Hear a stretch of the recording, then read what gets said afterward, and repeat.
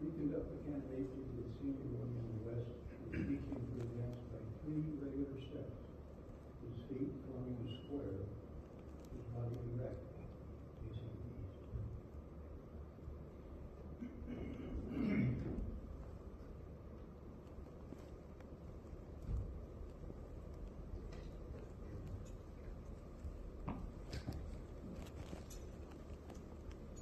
Brother Senior Warden, it is the order of the worshipful master that you teach our candidate to advance 3 regular steps. His feet forming a square, body erect, facing east.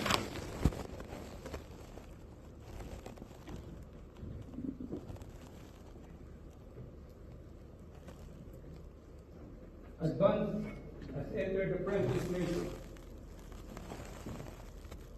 Give the 2 guard and sign of that degree. Advance as fellow craft mason.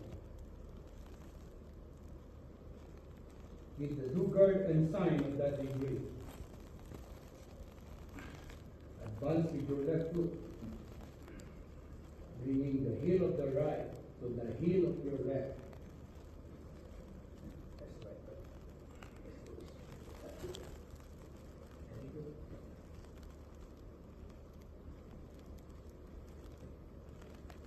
Your body erect.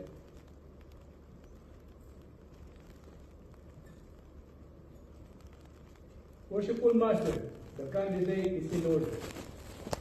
Brother Jacob Jensen, before we can proceed any further with the ceremony of this degree, it will again be necessary for you to take a solemn obligation, in which you will bind yourself to keep inviolate all secrets of Freemasonry appertaining to the degree of Master Mason. This obligation, I assure you, like those who have already taken, will not interfere with the dignity you owe to God, country, your neighbor, or yourself. It appertains to Freemasonry alone. With this assurance on my part, are you willing to proceed? Yes. And Brother Senior Warden, place the candidate at the altar in due form to take upon himself the solemn obligation of Master Mason, which is by causing him to kneel on his naked knees, his body erect within a square, his hands resting upon the Holy Bible, square and compass. Advance at the altar.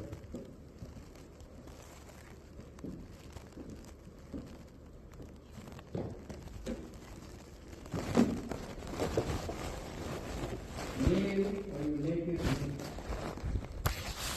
Body erect within the square. Your hands resting upon the Holy Bible, square and compasses. Worshipful Master, the candidate is in due form.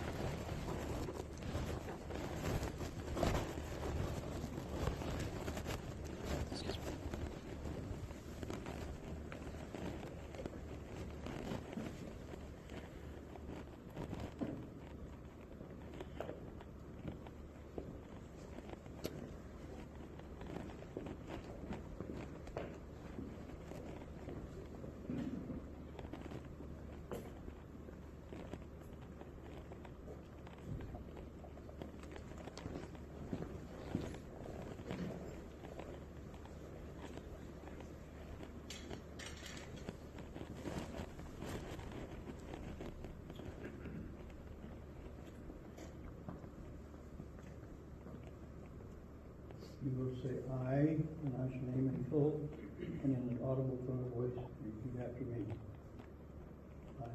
I, Jacob Jensen, Of my own free will and accord, of my own free will and accord, in the presence of God, in the presence of God, and this worshipful lodge of Master in Masons, this worshipful lodge of Master Masons, erected to him directed to him and dedicated and dedicated to the Holy Saints John, to the Holy Saints John, do hereby do hereby and hereon and hereon solemnly and sincerely promise and swear, in addition to my former obligations, in addition to my former obligations, that I will always hail, forever conceal, and never reveal never reveal any of the secret arts, parts, or points any of the secret arts, parts, or points of the hidden mysteries of Freemasonry of the hidden mysteries of Freemasonry appertaining to the degree appertaining to the degree of Master Mason, of Master Mason, to any person to any person under the canopy of heaven, under the canopy of heaven, except it be except it be to a true and lawful brother of this degree,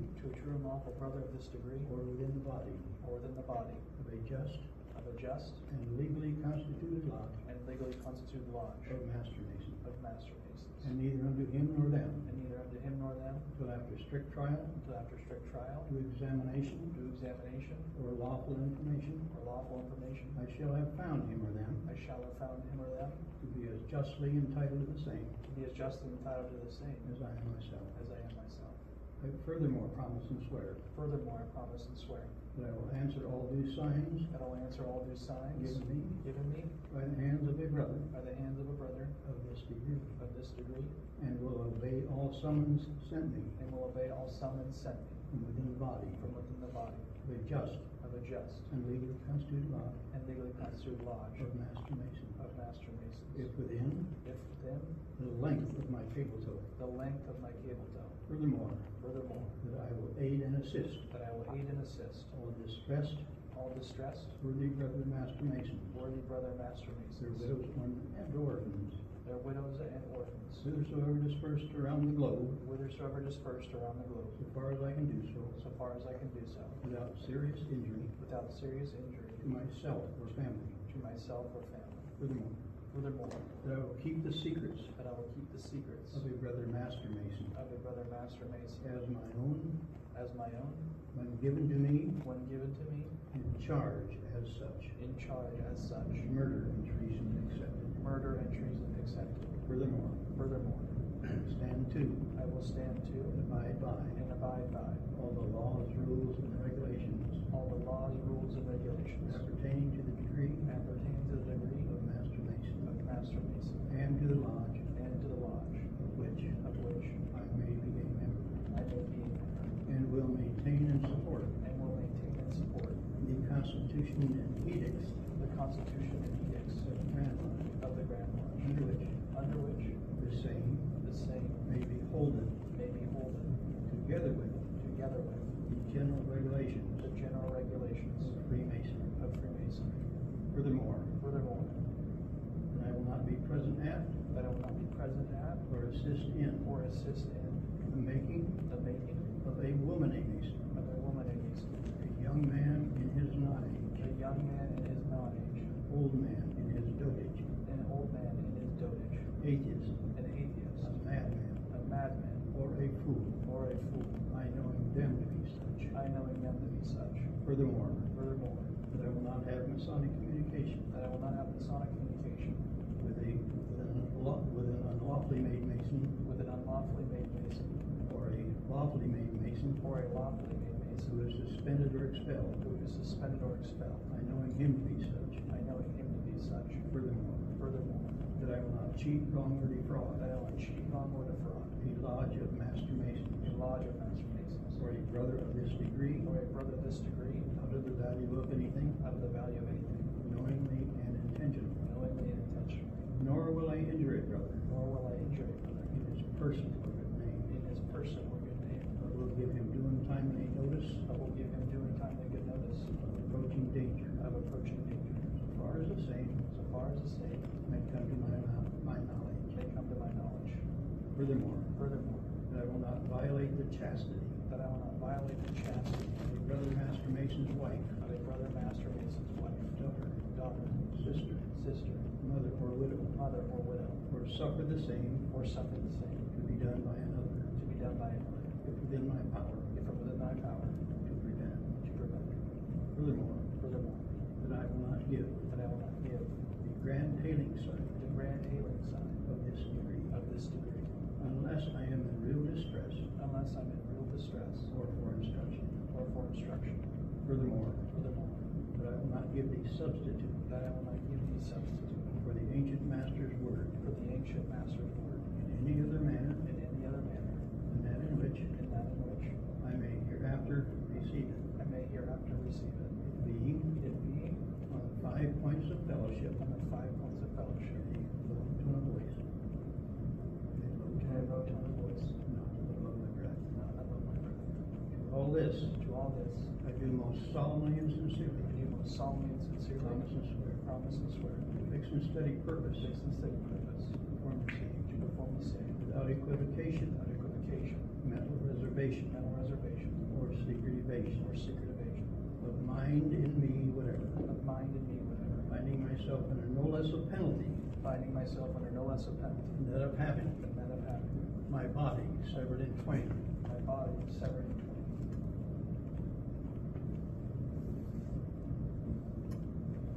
my bowels taken thence, My bowels taken thence and burned to ashes, and burned to ashes, and the ashes cast and the ashes cast to the 4 winds of to heaven, the 4 winds of heaven, that no more remembrance that no more remembrance may be had of me may be had among men and masons forever. among men and masons forever.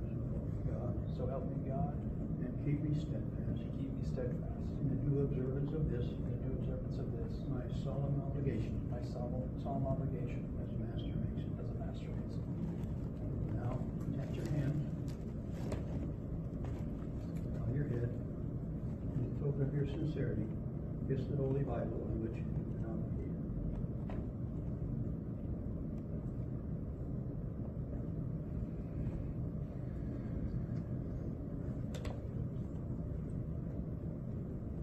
Brother Senior Warden, release the candidate from the cable, though it being 3 times around his naked body is to signify that he is now bound to fraternity by a 3-fold tie.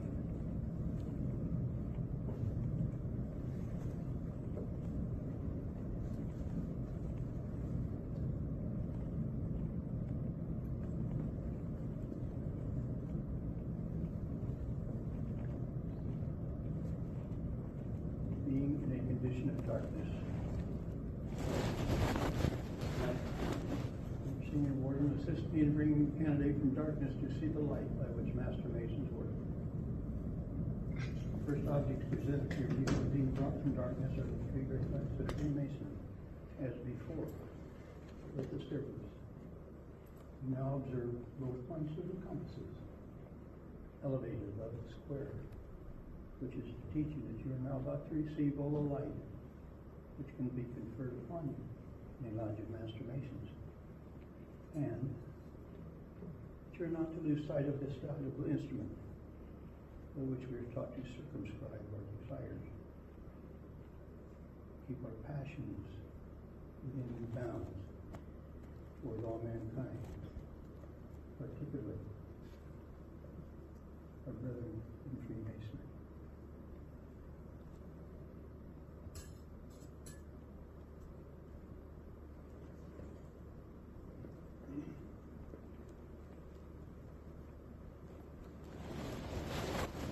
You now observe me as acting master of this lodge, approaching you from the east, under the due guard and sign for Master Mason.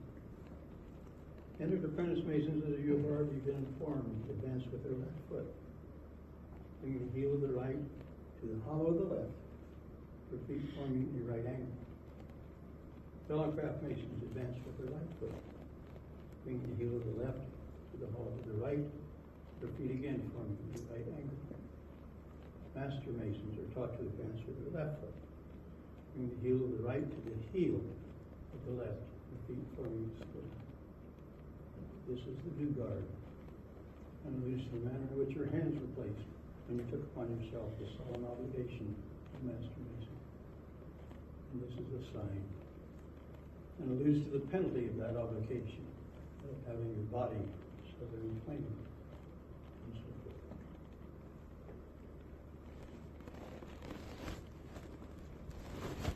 I again take pleasure in extending you my right hand in token of the continuance of the friendship and brotherly love of this lodge, and will invest you with the past grip and word of this degree. This I will do by aid of the Senior Warden for your benefit. Brother Senior, attend.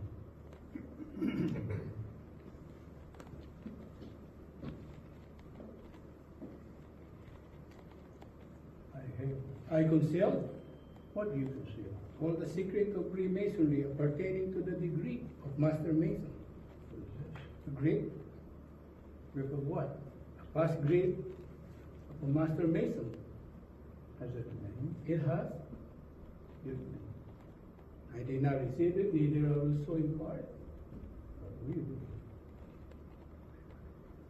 I will celebrate with you. again. Nay, begin you. Nay. Again. Bo, Two. K, game, Okay. Tubal game. The word is right. I greet you, my brother. Tubal Cain was the eighth man from Adam, the first artificer in metals. The brother of Jubal, the inventor of music. An account of both of whom you will find recorded in the fourth chapter of the book of Genesis. Arise. Go and salute the junior and senior warriors. This is Master Mason.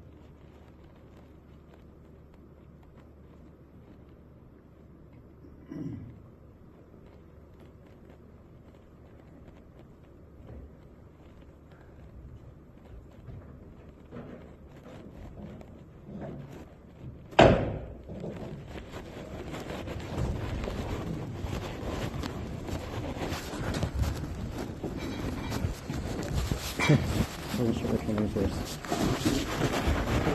Yeah.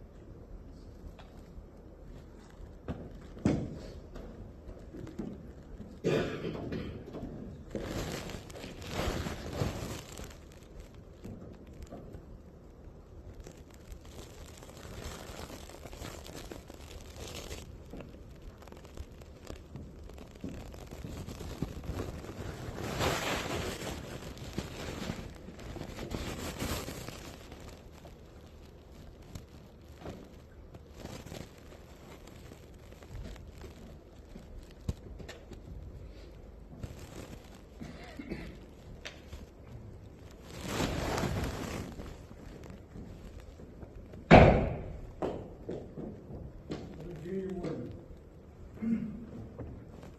Word's right in the south.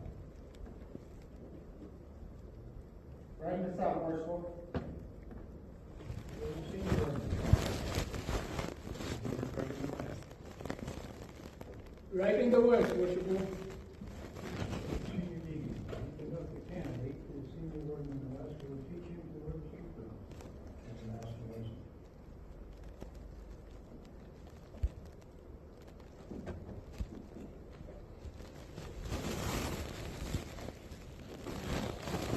Receiving order.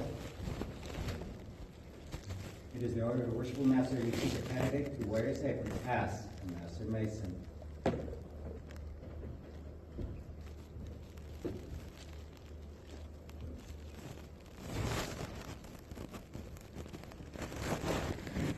Masonic tradition informs us that in the building of King Solomon Temple, the crowd were designated by the manner in which they were their apron. And their apprentice, as you already been informed, were there with the top turned up. Fellow crowd with the top turned down and the corner turned up with a form of triangle. Master Mason were as a mark of distinction. Master Mason were there. Master Mason as a mark of distinction and mark of the distinction were there with the left corner turned down in a form of square. You are now clothed as a Master Mason.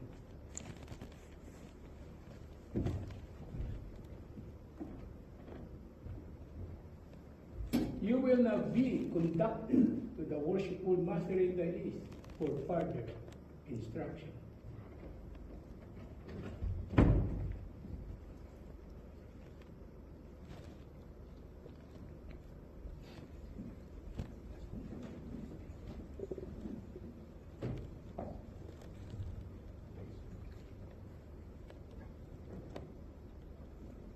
pleasure of seeing you clad as master mason. I will now present you with all the implements we make in this community, especially the trowel. The trowel is an instrument made use of by others made with its called cement, which unites the building into one common mass.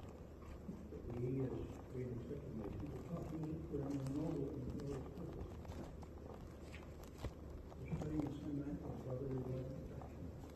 Cement which unites us into one sacred band of society of brothers and brothers. Among whom no contentions are ever diffused, except that noble contention of brother and relation, who best can work and best agree.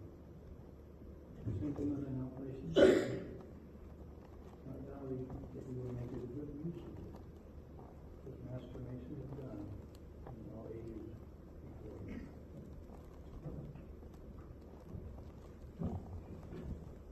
You will be reconducted to the place which you came, invested with that of which you were divested, and in time return to the life.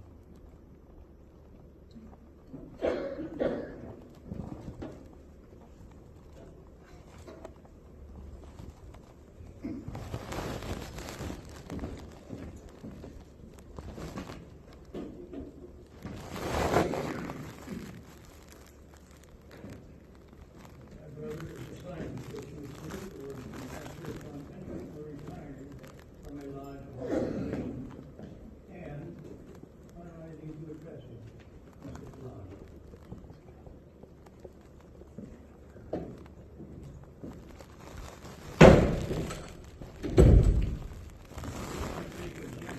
I presume you now consider yourself to be a master mason, do you not?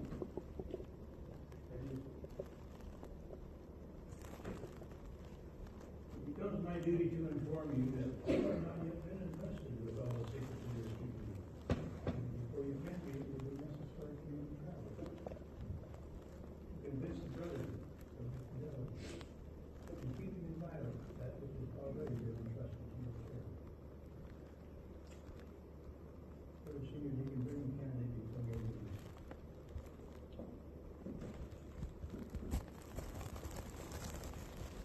Should such be the case, it is hope.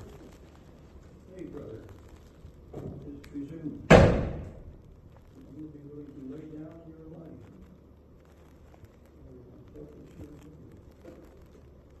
For upon this alone, my brother, depends your preaching the Son of Christ.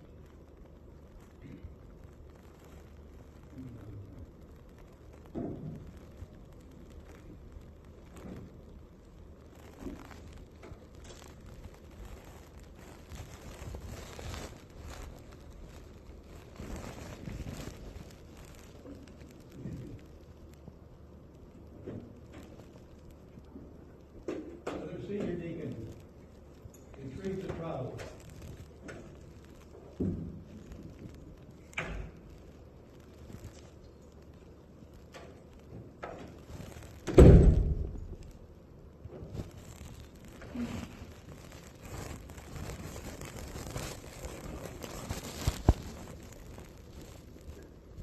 And Junior Warden, what is the honor? I, 12 Worcester, I, 12, it is my will and pleasure that the Lodge of Master Mason be called for their impression, for the purpose of impression and to confer the second section of that degree. And called on again at the sound of the gavel knees.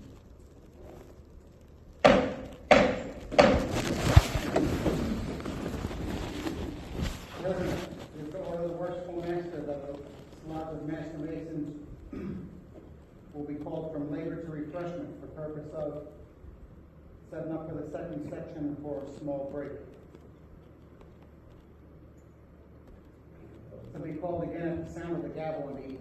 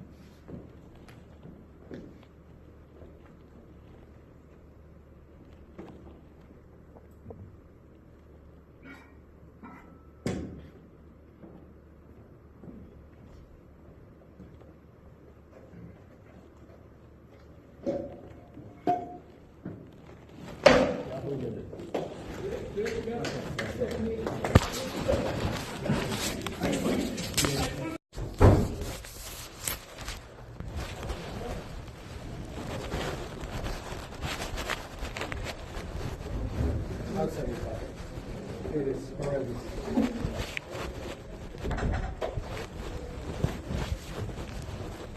What's your name? Steven, Steven, my name is Diego. it's nice to meet you. Peoria. Peoria. This is my first day back in probably 6 years. Really? Yeah. Yeah, my work schedule didn't really permit, and now I finally got a promotion, so I'm working a different schedule, and then my buddy wanted to come and meet everyone and get into it, so yeah. Thank you. Just got raised not too long ago here in Peoria. Oh, really? Nice. Congratulations. I'll see you in there.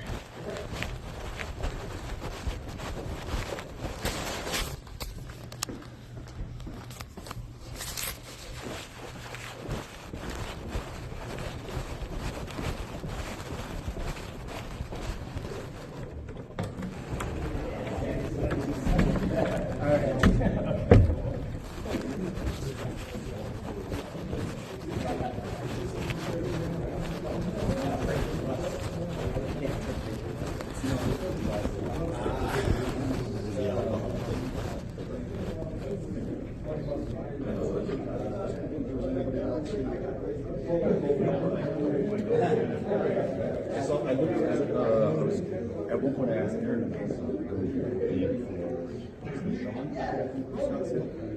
or he took that pool last time.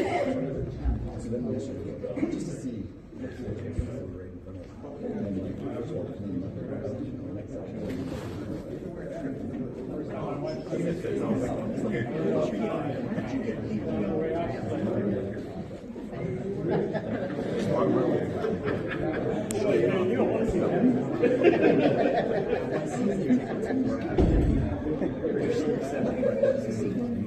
What are you doing all the way over there? Hiding so you don't gotta do the lecture?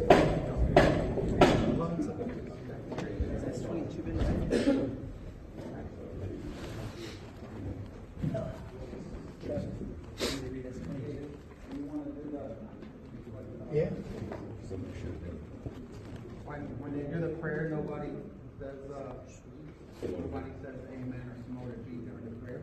Chris, put your apron on the side of the jacket. You know?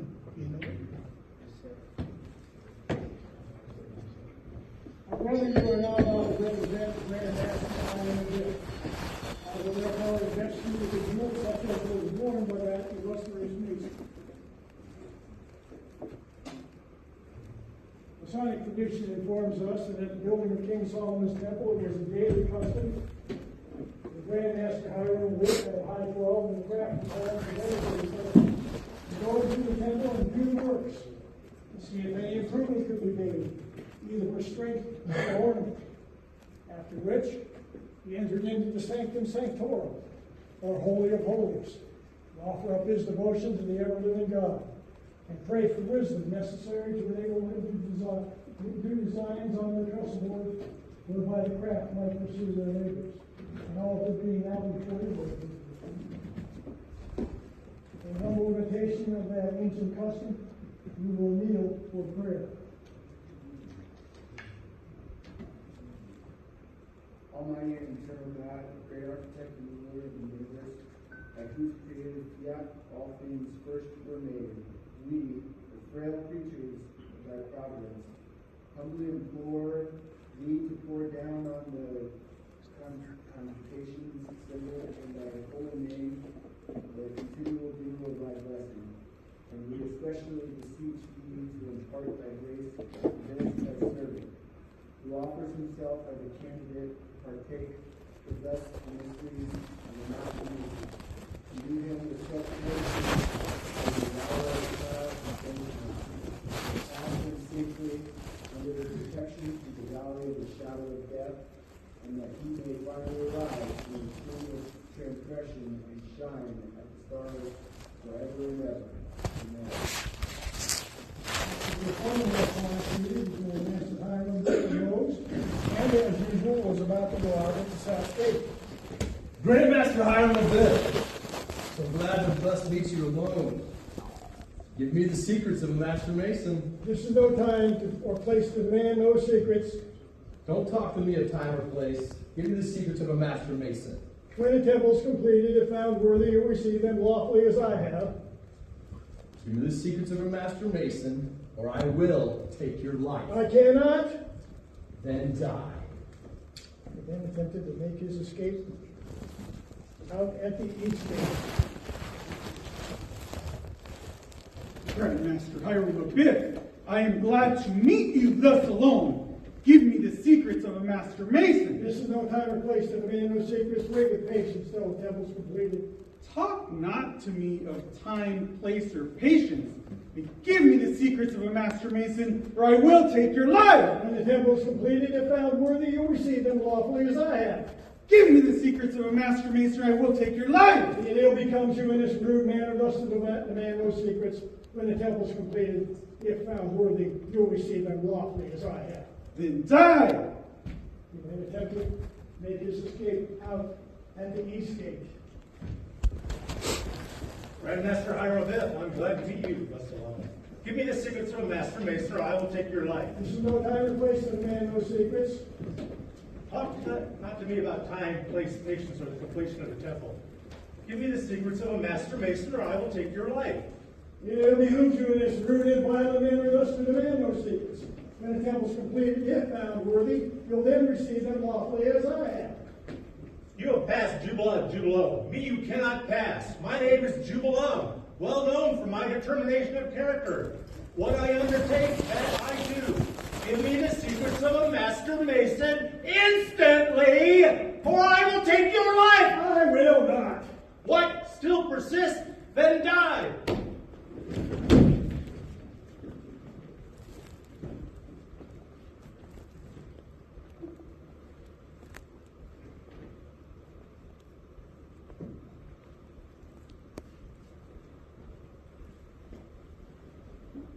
What horrid deed is this? We have slain the Grandmaster Hiram of Bill. Without we have searched. This is no time for reflection. What shall we do with the body? We will bury the rivers of the temple in the low cell. We free to meet again and discuss what to do with it. Agreed.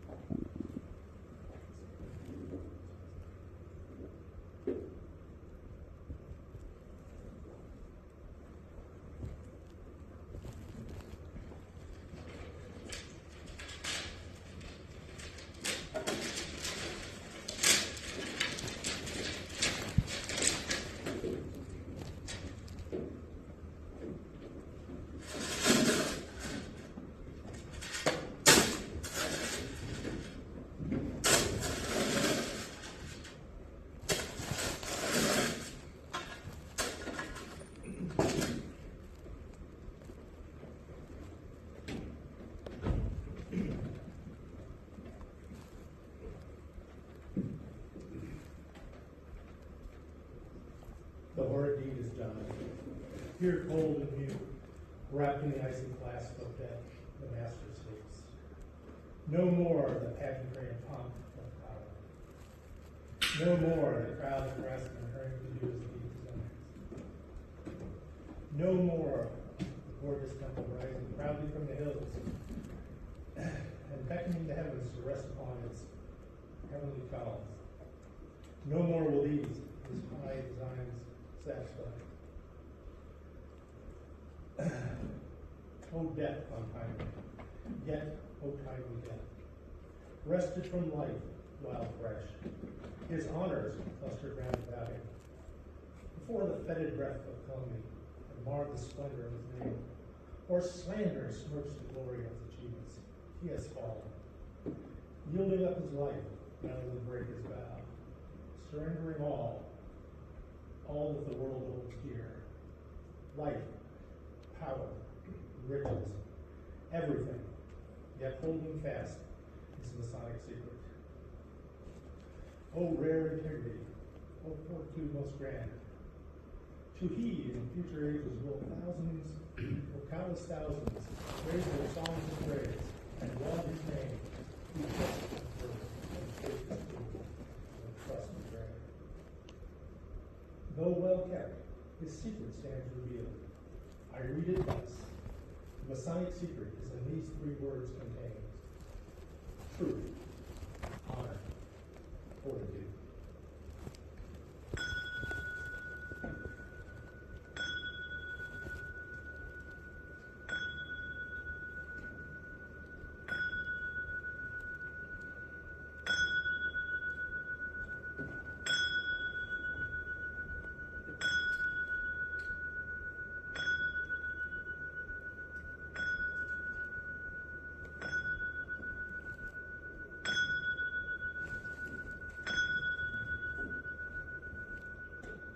Low dwell, the tuneful bell rings out the hour.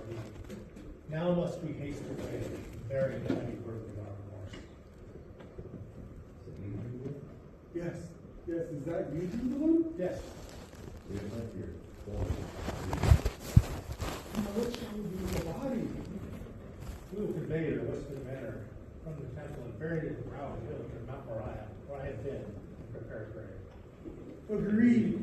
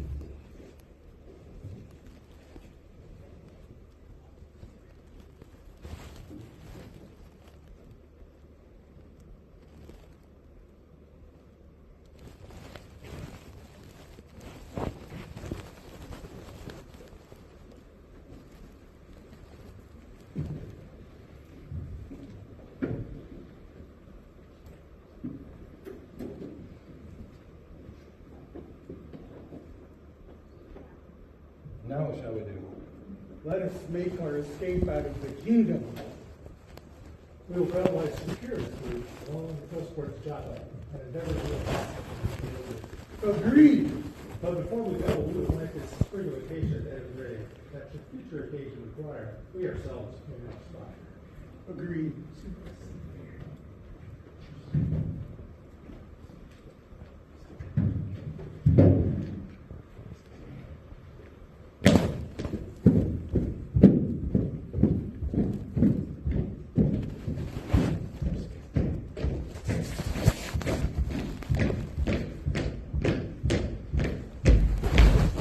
Seafaring man. Let us hail him.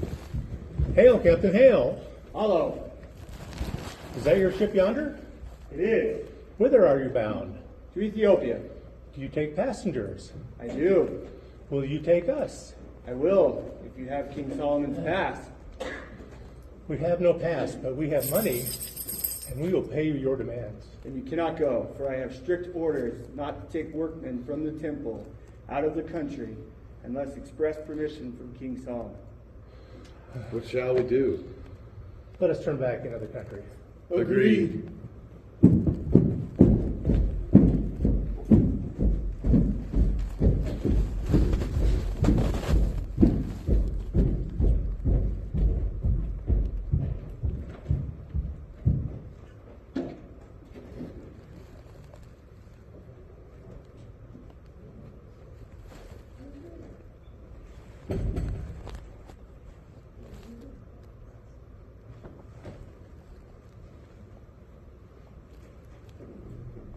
Why are you not at work today?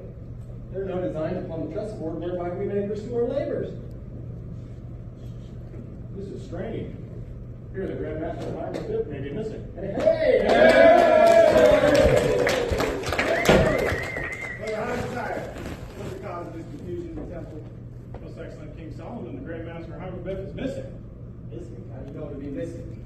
The nine designs upon the trust board were by the craftsmen and pursue their labor. How long has it been missing? Since yesterday, high 12. That's strange. Here's some accident might have befallen the Grand Master High Bit. But it might be seriously indisposed.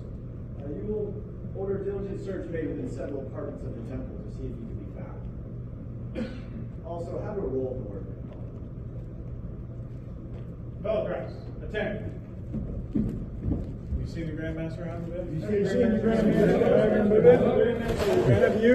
Have you seen it? No. Have you seen the Grand Master of High Bit?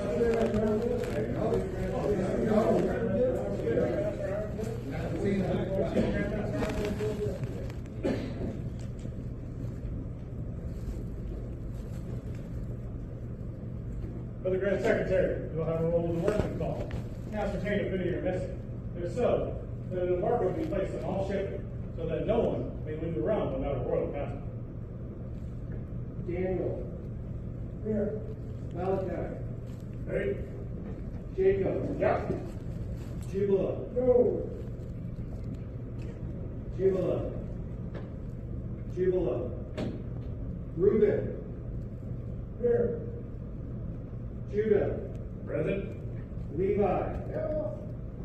Jubalo. Jubalo. Jubalo. Micah. Here. Ephraim. Yes, sir. Ezra. Jubilam. Jubilam. Jubilam. Joseph. Yeah. Ishmael. Here. Isaiah.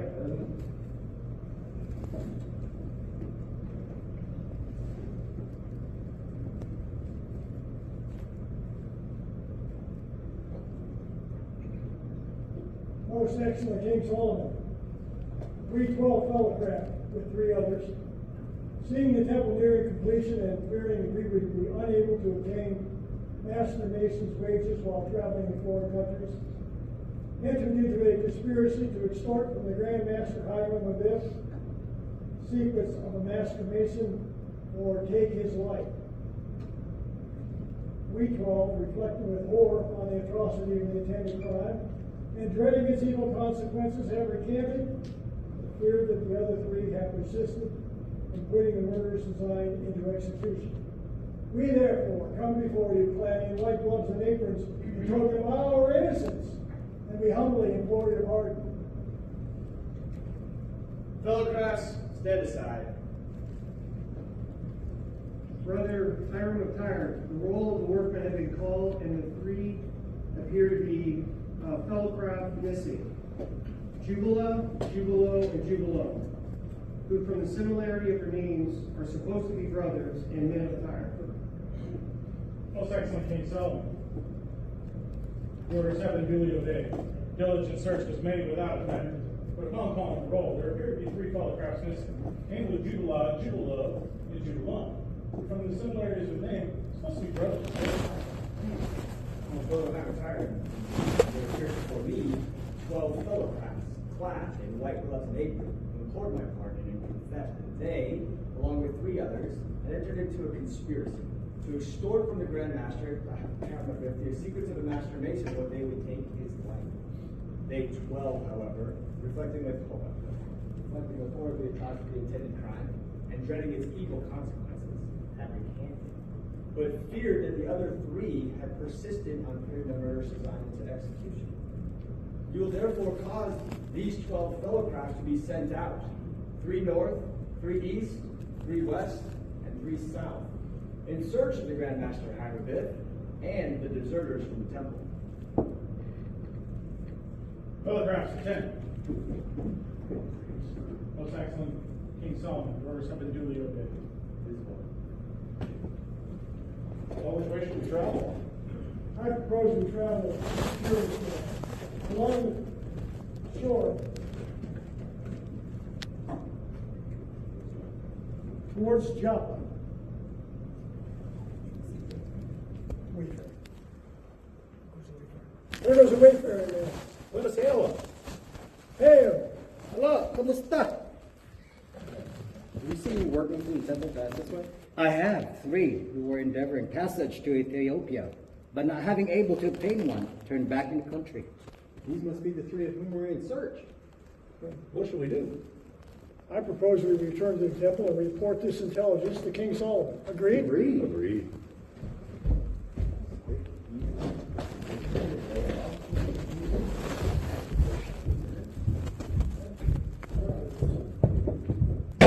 Brother Harmachai, what is the cause of this confusion? Most excellent King Solomon, fellow press in return. Fellow class, have you a report? Most excellent King Solomon, we 12 traveled this circuitous route along the coast of our job. I had occasion to meet a wayfaring man of whom we inquired if he'd seen any of the workmen pass that way, and he informed us he had. 3 who were endeavoring to gain passage into Ethiopia, but unable to obtain one, they turned back into the country. Brother Harmachai, you will cause these fellow class to be again sent out in the same direction as before. But, the positive injunction that if they do not find either the Grand Master Hammerbiff or the deserters from the temple, they themselves will be deemed the murderers and suffer accordingly. For it may be that not only did they take the life of the Grand Master Hammerbiff, but also the life of the supposed deserters, the better to conceal their own guilt. Fellow press, attend. Most excellent King Solomon and fellow press have again been sent out in accordance with your direction. It is what? Where should we travel now? I propose we travel on the western coast of the temple. Agreed? Agreed.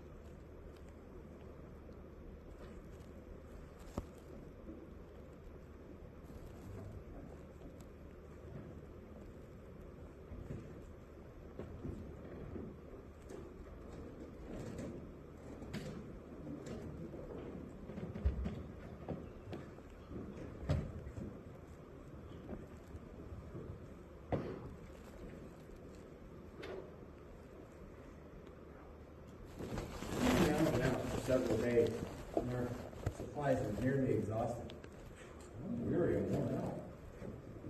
What shall we do? I propose that we return to the temple, and if our brethren who were sent out in different directions, but met with no greater success, that we give ourselves up and suffer the penalty. Agreed? Agreed. But hold, let us separate and yet keep within hailing distance. Should any discoveries be made, we could communicate with one another. Agreed. I am weary and worn out. I will rest and refresh myself.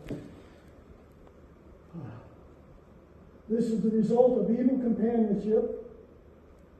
Had I remembered the lessons taught me in my youth, I'd now be among the workmen in the temple, honored and respected. Instead, I'm an outcast and in disgrace. But my brothers are nearly out of sight. I must arise and pursue my journey. This fortification will assist me to arrive. What? So easily giving way? Hail, brothers! Hail, brother. Hail, brother. What discoveries have you made? Upon ascending this hill, while being weary and wore out, I sat down to rest and refresh myself. And upon attempting to arise, I caught hold of that springification, which easily giving way excited my suspicions. Whereupon I hailed you. The earth has been recently removed. It has the appearance of a grave. Oh, that my throat be cut from ear to ear, my tongue be torn from its roots, buried in the rough sands of the sea, cable toes length from shore, where the rough tides will tide ends regularly as it flows. Here I had consented to the death of a great man, I have a great man, but That's one of the worst things that there's from the temple. My left breast was open, my heart taken thence, and given as a prey to the beasts of the field and the wolves of the air. For I have consented in death of such great a man as the Grand Master Hiram Abib. That sounds like another of the deserters. Yeah. Jubala and Jubalo, I am more guilty than you both. It was I who struck the fatal blow. It was I who killed him.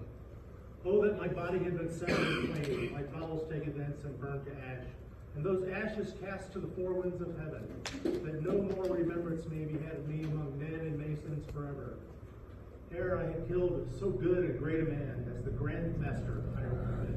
That's the voice of Jubala. What should we do? Let us rush upon, seize, bind, and take them up to the west gate of the temple. Agreed. There they are, you know.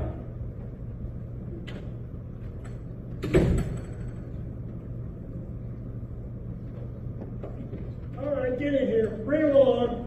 Bring them along. I'm tired. Those are causes confusion among the crowd. Those acts of King Solomon, the fall of Christ have returned. All the crowds of your reports.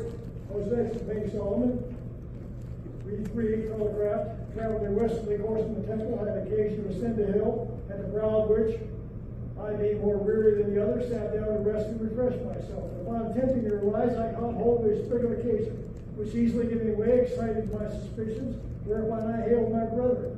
And while consulting on the spot, the earth having been recently removed, and it having the appearance of a grave, we heard voices issuing from the cleft of the adjacent rocks, which we recognized as those of the deserters, each severally accusing each other and excusing themselves.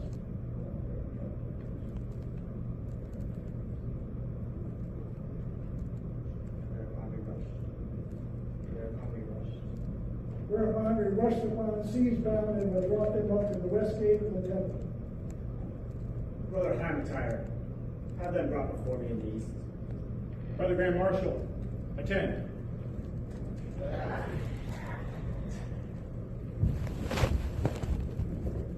Ugly criminals.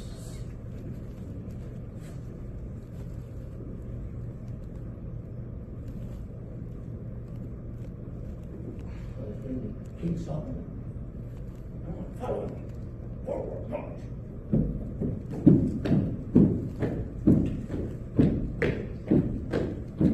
Right turn.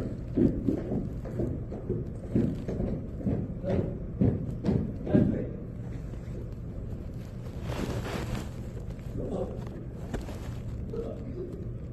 Jubala, Jubalo, Jubala. You stand here before me charged with the murder of the Grand Master Hiram Abib. What say you, Jubala? Are you guilty or not guilty? guilty, most excellent King Solomon. May my throat be cut from ear to ear, my tongue be torn from its roots, buried in the rough sands of the sea. The cable goes length from shore where the tide regularly ebbs and flows. What say you, Jubala? Guilty or not guilty? Guilty, more guilty, most excellent King Solomon. Till that my left breast be torn open, my heart taken thence, and given as a prey to the beasts of the field and vultures of the air. Jubala, what say you? Guilty or not guilty? Guilty. More guilty. Most guilty. Most excellent King Solomon. I am more guilty than they both. It was I. It was I. Oh, that my body had been severed in twain. My bowels taken thence and burned to ash. Those ashes cast to the four winds of heaven. That no more remembrance may be had of me among men and nations forever. Vile and envious wretches, thus to have imbrued your hands in innocent blood. Lift up your heads and receive your sentence. It is by my orders that you be taken without the gates of the city, and there severally executed with the implications which have just fallen from your own mouths. Brother Hyman, see this, my order is duly executed. Brother Grand Marshal, attend. Left face. Forward march.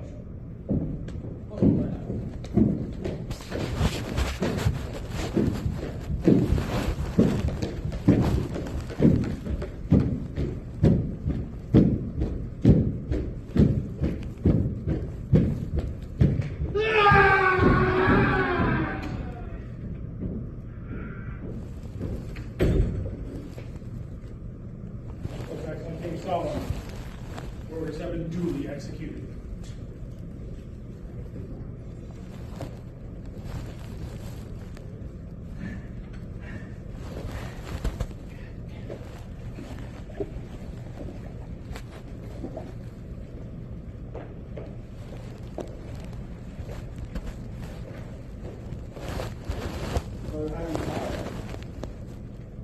You will cause these photographs to be sent to the place where the weary brother sat down to rest and refresh himself, to seek for the body of the Grand Master Heimer Biff, and if found, to search diligently on and about it for the secrets of the Master Mason or a key thereto. Photographs, attend.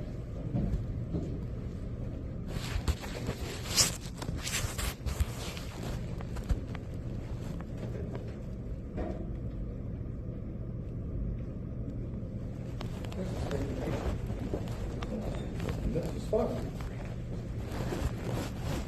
Let us remove the earth.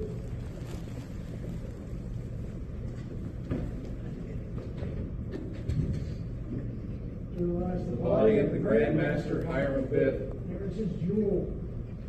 In order to build a search on everybody. The secrets of the Master Mason are key there too. I can find nothing. Can you? I can find nothing. Can you? I can find nothing. What shall we do? Let us remove the jewel, turn, and report. Agreed? Agreed. Behold, let us first take the dimensions of the grave. It is dug due east and west, and 6 feet in depth. Now let us return and report. Agreed.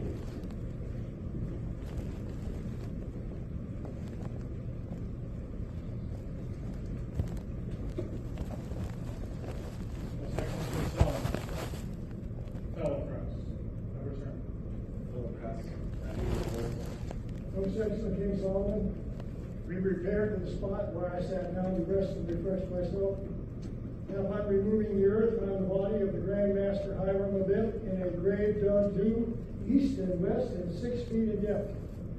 Diligent search was made on the body, but we were unable to find the secrets of the Master Mason or a key thereto.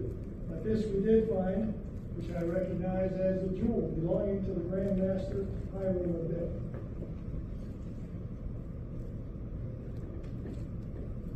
Then the Master's word is lost.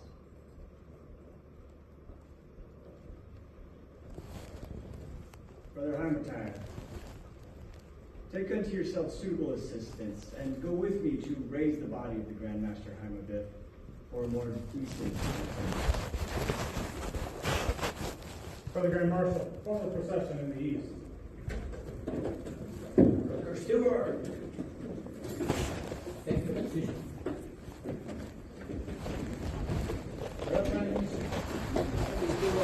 Double floor.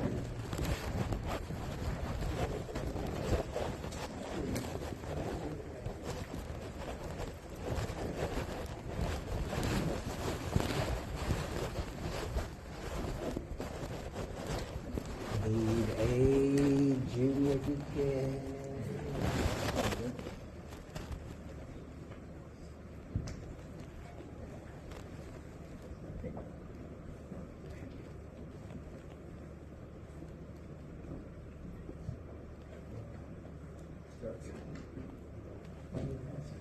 Long strides to the funeral time, notes of our departing time, as we journey here below, through a pilgrimage of woe. Mortals now indulge a tear, for mortality is here. See how wide her trophies wave o'er the slum.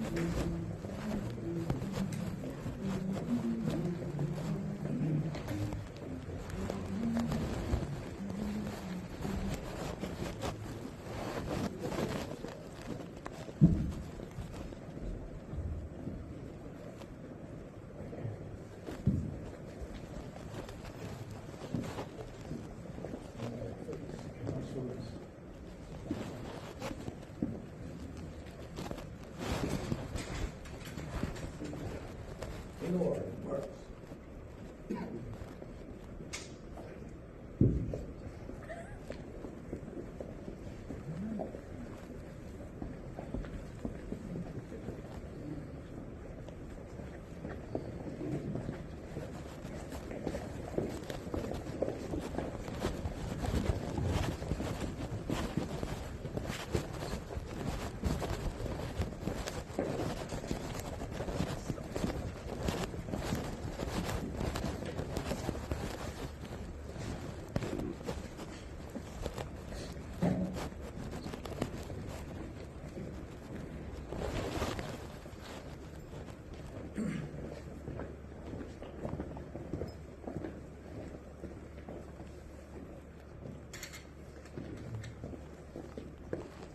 O Lord my God, O Lord my God, O Lord my God, is there no help for the widow's son?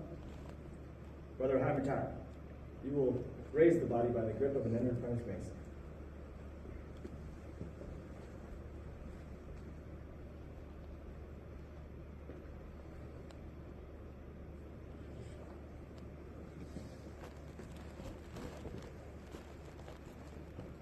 Most excellent King Solomon, the body cannot be so raised, owing to its advanced state of decomposition. It having been dead 15 days, skin slips from the flesh. Then you will endeavor to raise the body by the true grip of a fellow craft.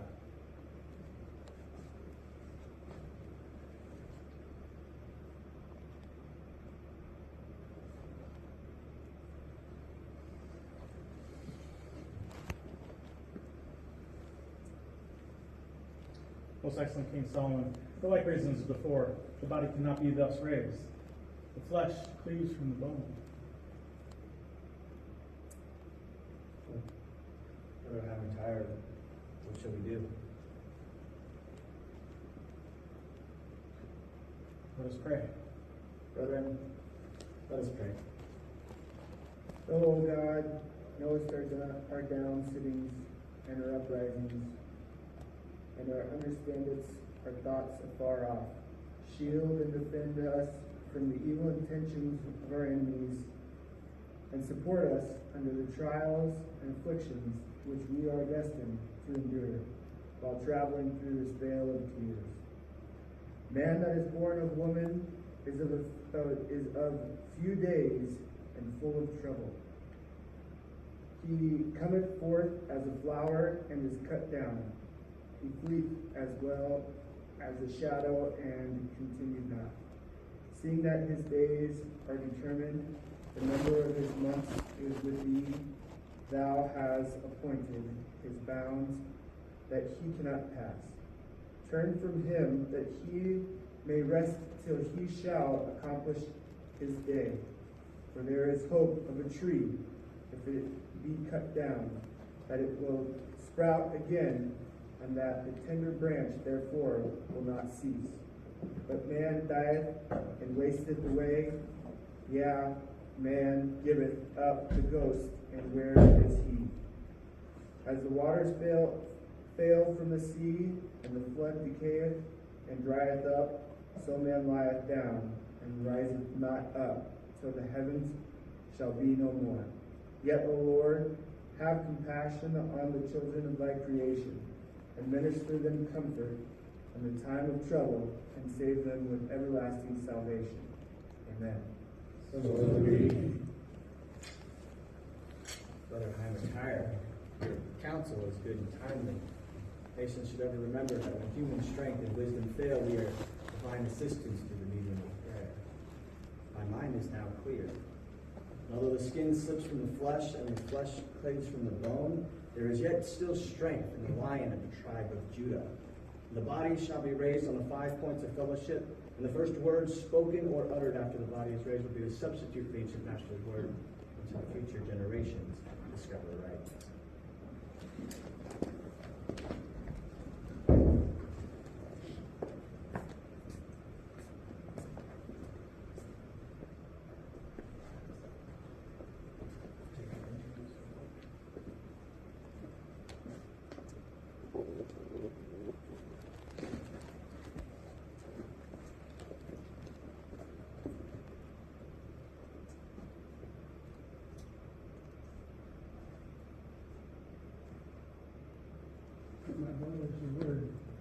your obligation, you solemnly swore not to give in any other matter tonight that you might thereafter receive it.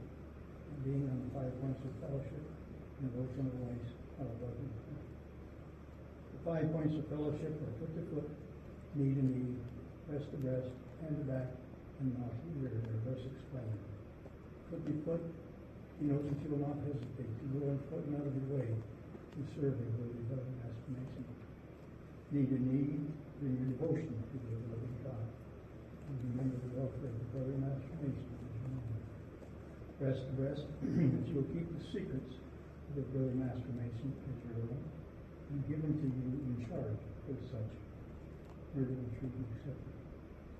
Hand to back, that you will ever be ready to stretch forth a helping hand, raise a fallen brother. And mouth to ear, that you will whisper the counsel of his ear, gently admonish him of his error, and in the most friendly manner, and ever bring about reformation. You will get him to go on 5 points of fellowship, and your benefit. Good. Knee to knee, breast to breast, and back, mouth to ear.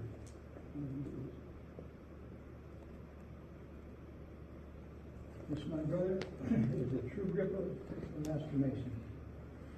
It said the body of Grandmaster Hine and Biff was raised from the grave. Since which time this has been adopted, true grip of the master mason. There's a lecture appertaining to this degree with, and you're seated in a chair provided for you, Worship Brother Ario Macker. Proceed to pray.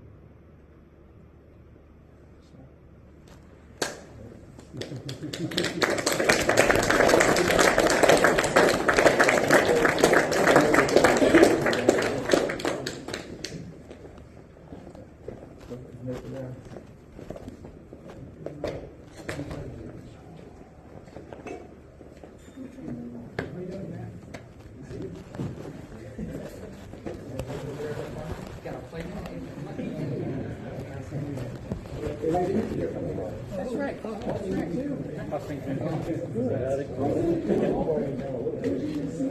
Congratulations. Congratulations. Hey, there you go. Hey, There you go. Master was coming. Congratulations. Appreciate it. Got out of that one. You got me nervous Fun to there. mess with you guys.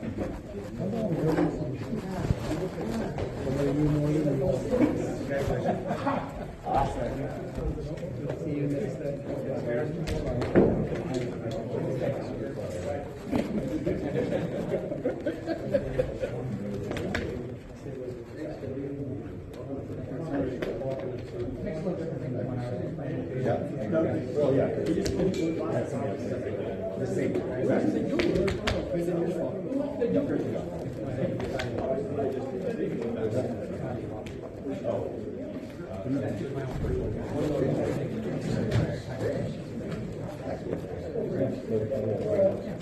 Who got the jewel? You're doing it straight, right? I got one. No, the jewel. Good.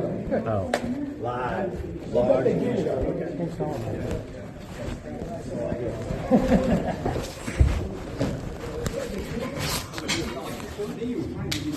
No.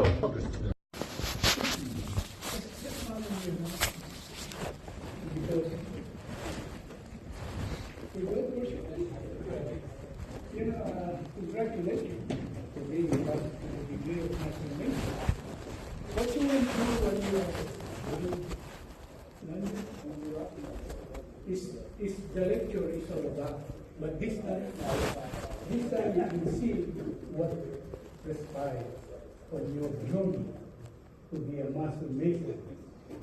And by now hopefully, you will appreciate. You went through first, second, and third degree for the brethren of the spoke to you. As you can see, there's no book. They're already reaching what they did. And you will hear a lot of, on my lecture, you will hear a lot of King Solomon, Aramotai, and Aramohet. Those are representing the worshiping master, senior warden, and the junior warden for your benefit. Okay?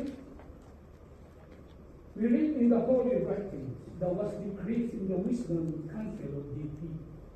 aforetime that a house should be built, erected to God, and dedicated to his holy name. We also learn from the same sacred source that David, king of Israel, desired to build a house, but that consequence of his reign, having been of many wars and much bloodshed, that distinguished privilege was denied him. He was not, however, left without hope, for God promised him that out of his loins there should be a man who will be adequate to the performance of so great and glorious undertaking.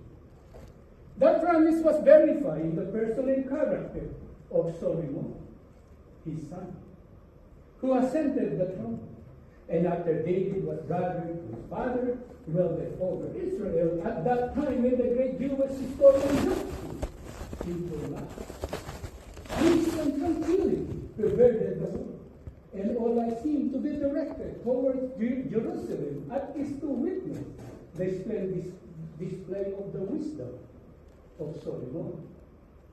About this time, King Solomon received a congratulatory letter from Hiram, king of Tyre, desired him to participate in the small degree, at least in the rich honor revealed him to be clustering around his throne. And his reciprocation with Hiram of Tyre, King Solomon desired him to furnish a man well skilled in the art and science. And his attention was directed to Hiram, the widow son from the tribe of Naphtali. And King Solomon sent Hiram brought out of Tyre. When the preliminary arrangement for the erection of the temple was completed, it was commenced in the 4th year of the reign of King Solomon, under the auspices of 3 grand masters: Solomon, king of Israel, Hiram, king of Tyre, and Aramabel, the widow son, but more immediate instruction and inspection of Aramabel, who was the architect of the work. We have this evening, my brother, represented a tragedy which Masonic tradition informs us actually took place when the temple was nearing its completion, and which resulted in the death of the Grand Master, Aramabel. His death is premeditated, and the circumstances were attending as were as follows. 15 fellow crafts, seeing the temple was nearing its completion, fearing that they would not be able to obtain master mason wages while traveling in the foreign country, entered into conspiracy to extort from the Grand Master Hiramabel the secret of a master mason, or take his life. 12 of them, however, reflecting with horror upon the atrocity of the intended crime, dreading its evil consequence, had recanted. But the other 3, named Jubalo, and Jubala, being more hardened in believing, persisted in putting the murderous design into execution. They accordingly stationed themselves at the south, west, and east gates of the temple at high wall, knowing it to be the daily custom of the Grand Master Hiramabel, when the crowd were called from labor to refreshment, to go into the temple to view the work, to see if any improvement could be made, either from strength or ornament. After which he entered the sanctuary or holy of holies to open up his devotion to the ever-living God and pray for wisdom necessary to enable him to draw design upon the chessboard. After performing the pious duty, the Grand Master Hiramabel, as usual, was to go up at the south gate, which he found closely guarded by Jubala, who tries to murder him, the secret of a master mason, or his mistake life. And upon the third refusal, he swore him across the throat with a painful in his gate. He then attempted to pass out at the west gate, which he found more closely guarded by Jubala, who also tried to murder him, the secret of a master mason, or he would take his life. And upon the third refusal, he smote him upon the left breast with an angle of his square. He then endeavored to make his escape out at the east gate, which he found more closely guarded by Jubala, who, seeing the ill success of his brother, determined that he would not pass him by without accomplishment with horror purpose. He therefore prayed several times, demanded of him a secret of a master mason, or he would take his life. And upon the third refusal, he smote him on the head and fell his death at his feet. They buried the body in the rabbits of the temple and agreed to meet again at 12, which is 12 at night or midnight, and consult what further to do with it. They made agreeable appointment to convey the body a westerly course from the temple and bury it at the brow of a hill in Memorial, and under it, in place of a picture at the head of the grave. That purification required. They themselves might know this path. They then travel a security route along the coast toward Java to endeavor to gain passage into Ethiopia, but not being able to obtain one, turn back into the country and secretly themselves in the cave near the place where they had buried the body.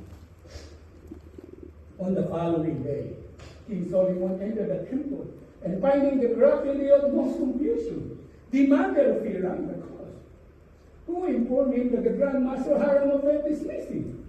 King Solomon inquired how he knew he was missing, and learned there's no new design upon the trusted board, whereby the crowd may pursue the labor. He then inquired how long he has been missing, and was informed since the day before at high blood. King Solomon remarked that this is strange, that if there's some accident had befallen the Grand Master Hiram of it, or at least he might be seriously indisposed, and ordered diligent search to be made in several apartments of the temple to see if it could be found, and also have the roll of the workmen called. His order was duly obeyed. Diligent search was made without effect, but upon following the road, they had appeared 3 fellow craft missing, namely Jubalo, and Jubalam. Being the similarity of their name, they're supposed to be brothers and men of Tyre.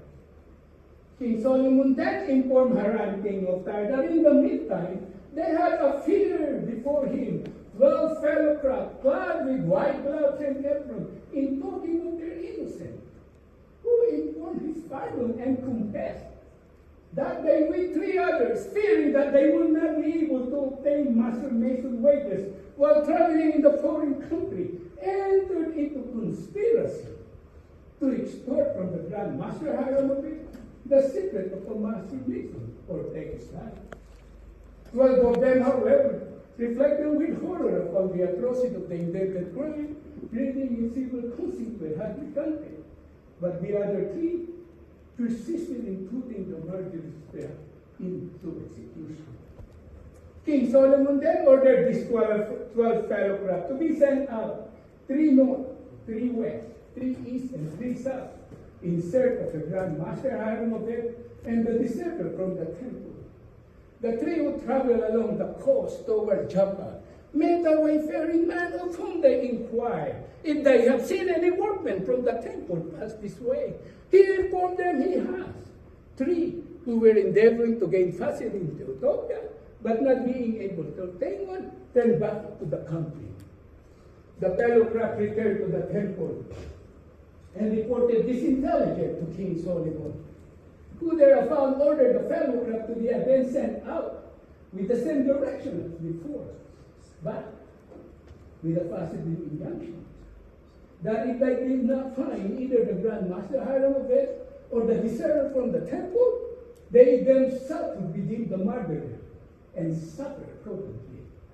For it may be, he added, that they have not only taken the life of the Grand Master Hiram of it, but also the life of the supposed deserter, the better to conceal their own guilt. The fellow craft were again sent out in accordance with this direction. The 3 who traveled a westerly course from the temple had occasion to assail of a hill of a brook, of which one of them, more weary than the other, sat down to rest and refresh himself.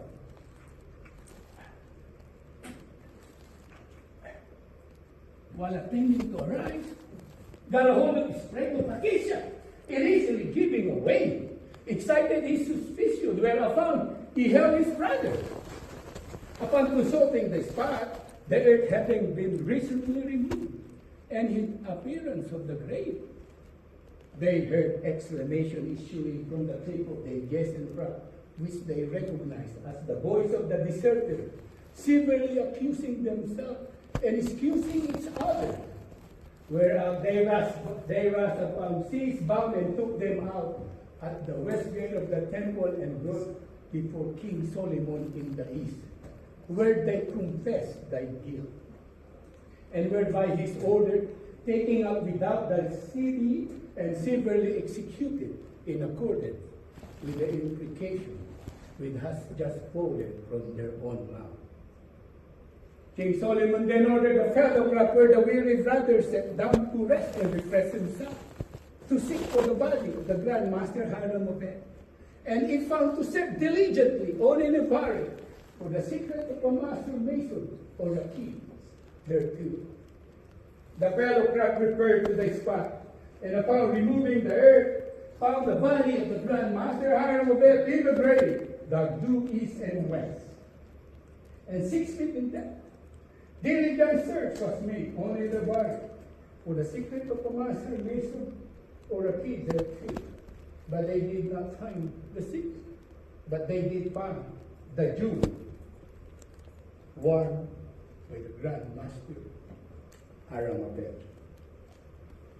Upon this intelligence being communicated to King Solomon, he exclaimed, "Then the mastered word is lost. Which might seem to imply to you, my brother, that no one but the Grand Master Hiram of it possessed the word. Such, however, was not the case. Masonic tradition informs us that in the building of King Solomon, there were 3 Grand Masters: Solomon, king of Israel, Hiram, king of Tyre, and Hiram of it, who entered into a solemn covenant not to give the secret of a master mason when assailed by the ruffian, choosing rather to lie down his life than to forfeit his integrity. For that alone, my brother, is well worthy of imitation."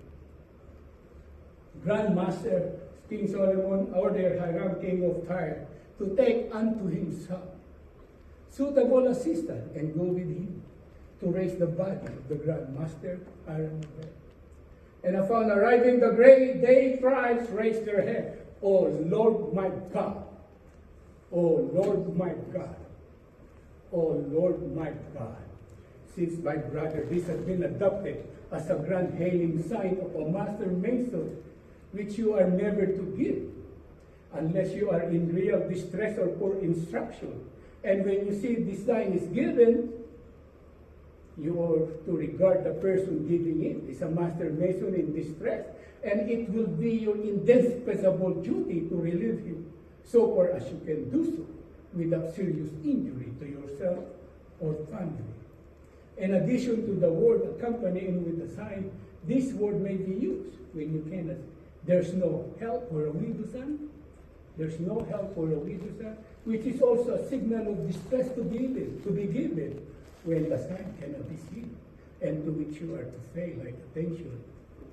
King Solomon then ordered Hiram, king of Tyre, to raise the body by the grip of enter the apprentice mason. But it was informed the body could not be thus raised, owing to its advanced state of decomposition, is having been dead for 15 days. The flesh flipped from the bone. King Solomon then ordered Hiram, king of Tyre, to endeavor to raise the body by the true grip of fellowcraft. But for like reason as before, the body could not be thus raised. The flesh flipped from the bone. And King Solomon exclaimed, "Then it should be raised by the strong grip of the lion's paw and on the 5 points of the fellowship. And the first word is spoken or uttered after the body is thus raised should be the substitute for the ancient mastered word until the future generation discover the right." Thus, my brother, was the body of the Grand Master Hiram, raised from the grave, conveyed at the temple and buried, which made 3 times. First in the rubbish of the temple by the ruffian, second on the hill of the Mount Moriah by the same, Lastly, near Sanctorium Sanctorium, or Holy of Holies, where Masonic tradition informs us, there was erected to his memory a marble monument consisting of a beautiful column broken by it standing virgin weeping, an open book before her, the sprig of acacia in her right hand, the urn in the left hand, and time patiently unfolding the ringlets of her hair. The broken column denotes the untimely death of the Grand Master, Hiram. The virgin weeping, the unfinished state of the temple. The book opened before her, that the memory of his many virtues is recorded in every mason's heart.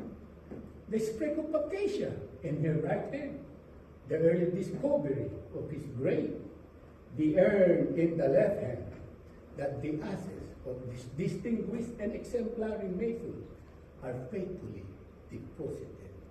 And time patiently unfolding the ringlets of her hair denotes that time, patience, and perseverance will complete all things.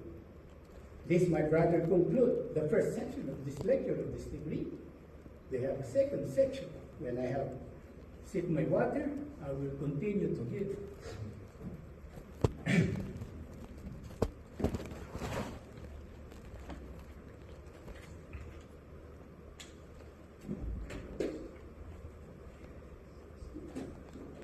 The third section illustrates certain hierarchical emblems, well calculated to increase talent and promote virtue.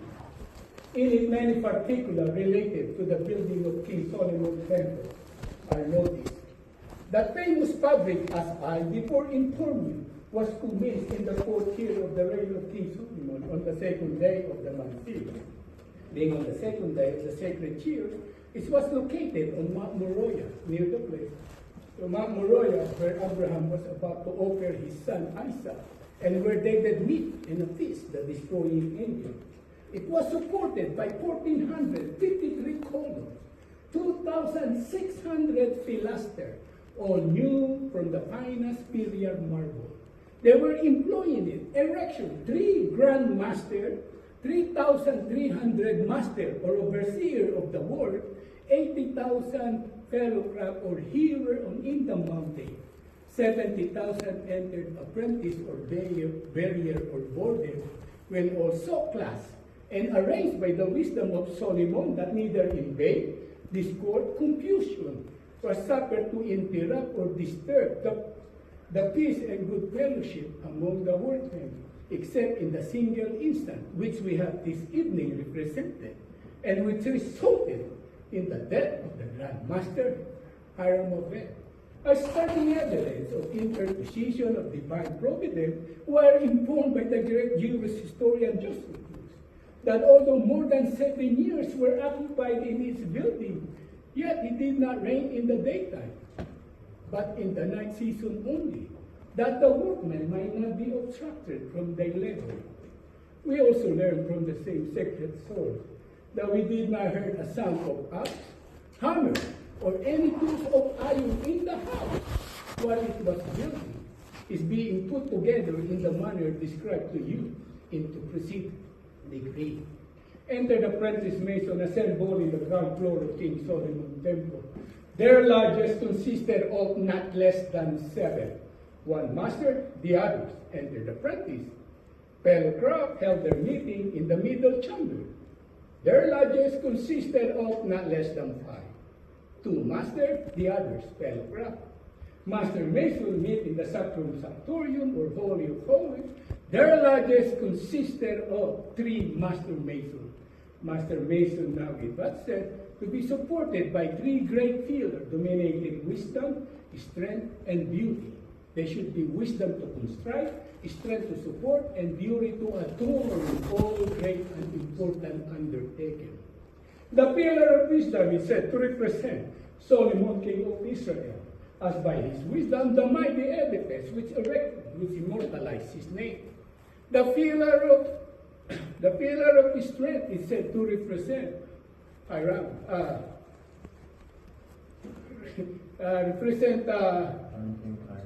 King Hiram, king of Tyre, who made an engagement to King Solomon to pay the crop their wages if any be due, that none may go away dissatisfied. Harmony being the strength and support of all society, especially of ours. And the pillar of beauty is said to represent Aramabet, the widow's son. But his duty it was to call the crop from labor to refreshment at high cloth, where is the beauty and glory of the day. The hypothetical emblem explained of this decree are the tea of set, the cup of incense, the beehive, and the book of constitution guarded by the tailor's sword.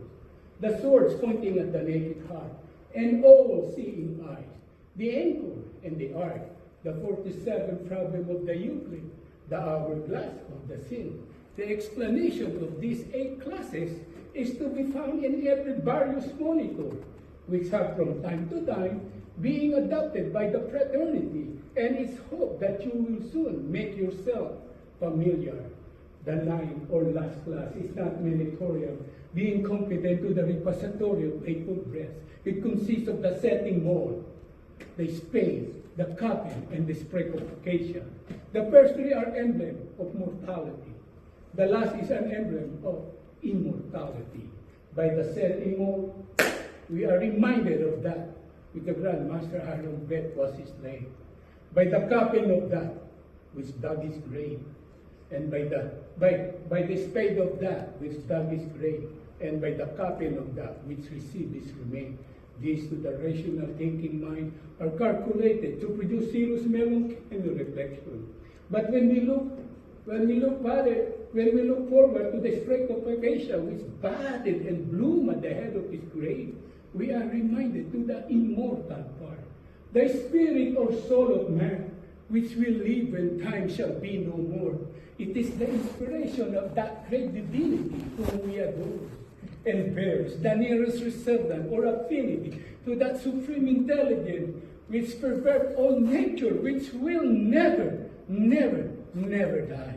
Hence, my brother, how important it is that we should imitate the Grand Master Hiram and his inflexible fidelity to his trust, that maybe we prepare death, not as a great tyrant, but as a kind messenger to translate us from this imperfect to that all-perfect, glorious celestial lands above, where the supreme Grand Master of the universe forever preside.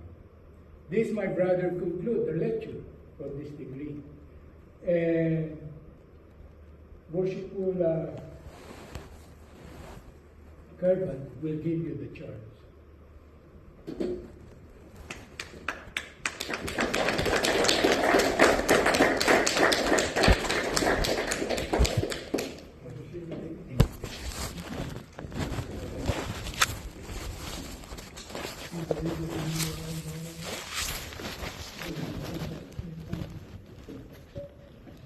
I have something here for you, brother.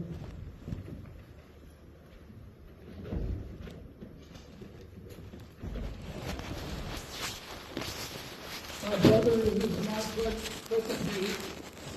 to present to you your own volume of sacred,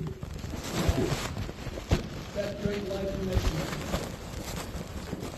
Before doing so, however, I have certain observations to make concerning this holy book, and this your 3rd degree, to which I trust you will pay strict attention. The Holy Bible is commonly thought of as one book because it has a front and a back cover. However, it's a library of 66 books, 39 of which are found in the Old Testament and 27 in the New Testament. These books represent the sacred literature of the Hebrew race and are the product of many centuries of varied authorship and subject matter. They combine law, history, poetry, philosophy, biography, ethics, and the revelation of the divine truth and light. Diverse as the subject and authors are, remote as the legend types and styles of expression are, the intelligent reader discovers an ever-increasing purpose running through the pages like a silver thread through a darker fabric. Veritable flashes of truth and light reveal the true character and mind of God and his never-failing love towards all mankind. The Holy Bible is the world's supreme record of man's experience with faith. It is the Mason's trestle board in character building. That important duty to which you have dedicated yourself this evening and have been emblematically presented the tools of this degree. In this holy book are laid down the principles for correct living. Its great men loom large upon the background of world history.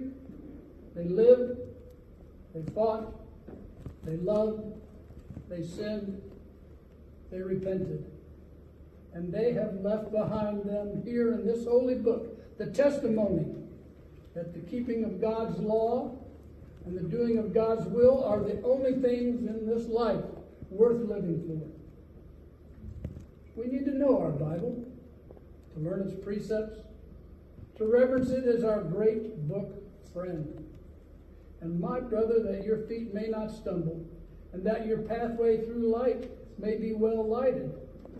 Your brethren of this lodge have commissioned me to place in your hands this evening your own volume of sacred law, that great Masonic light, on which you took all three of your obligations, with the prayer that it may indeed be a lamp unto your feet and a light unto your path. We bid you read it frequently, carefully, and thoroughly, and urge you to use it as a guide in your earnest efforts to become a better man and a better Mason.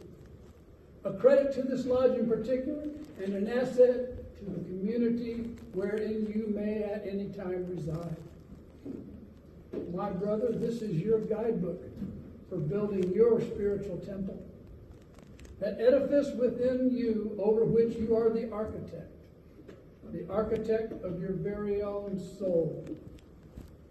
That soul that was so eloquently represented this evening by Grand Master Hiram V, and you, yes you, representing him. Despite the guidance so beautifully woven throughout this book, and because we are all human, there may be times in a man's life, or your life, where the pressures or drama of life leads him astray. So far astray that his spiritual temple begins to suffer or crumble under those pressures. So what do you do when you see or are aware of a brother downtrodden, suffering from the pressures of life? Or, if you are the one suffering, what are your expectations? Tonight, you are admonished that you will unselfishly go on foot and out of your way to aid and succor a needy brother. That you will ever remember a brother's welfare as well as your own in all your applications to deity. That you will keep in your breast a brother's secrets. That you will be ever ready to stretch forth your hands to aid and support a falling brother. And that you will ever whisper good counsel in the ear of a brother, and in the most friendly manner remind him of his errors and endeavor to aid in his reformation, and will give him due and timely notice that he may ward off all approaching danger.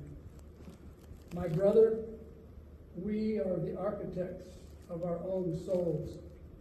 The strength of our spiritual temples comes from our being the masters of our own souls, and from the guidance offered from within this lodge and that great light in masonry. Congratulations, my brother. Now I'd like to tell you a little bit more about the book you hold in your hands. And I'd like you to keep this for reference because you need to memorize this later. The front of this Bible contains a title page, and in there you will find the signatures of the officers of Peoria Lodge number 31. And on the following page, you will find the signatures of all the brothers present here this evening. Further past that, you will find an opportunity to register your Masonic life should you choose to pursue the Scottish or the York Rite, or if you become involved in the Eastern Star. All those pages are set aside for you for keeping a record, as well as the genealogy of your family to be able to pass on to future ages. Congratulations and enjoy that book.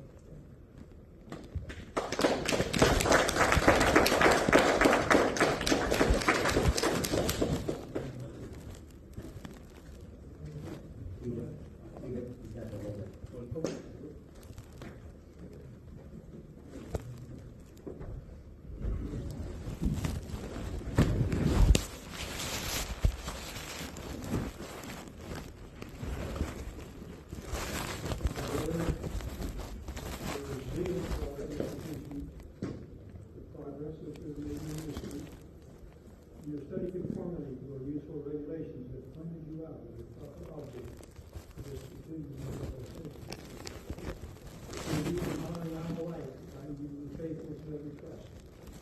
Support the dignity of your character on all occasions, and strenuously to enforce by precept and example a steady obedience to the tenets of free instinct. Exemplary conduct on your part will convince the world that merit is a just right to all privileges. And that on you on the page of not, and then the regular school. As a master mason, you are authorized to correct the irregularities of the less conformed brethren.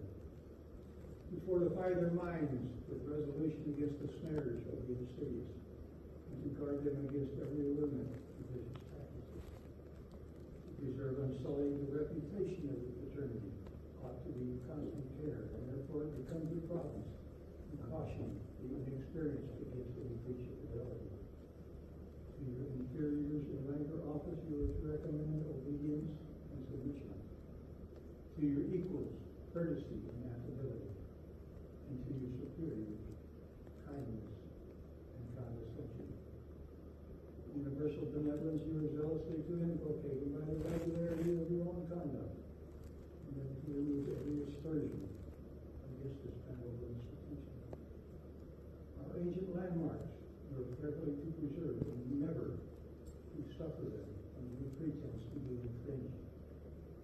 You are never to countenance any deviation from our established customs. Your honor and reputation are concerned in supporting the dignity and respectable character which you now bear. Let no motive, therefore, make you swerve from your duty, violate your vows, or betray your trust. But be true and faithful and imitate the example of that celebrated artist whom you have this evening represented. Thus you will render yourself deserving of the honor which we have conferred, and be worthy of the confidence we have reposed in you. Brother Senior Deacon, you now perform the traveling charge.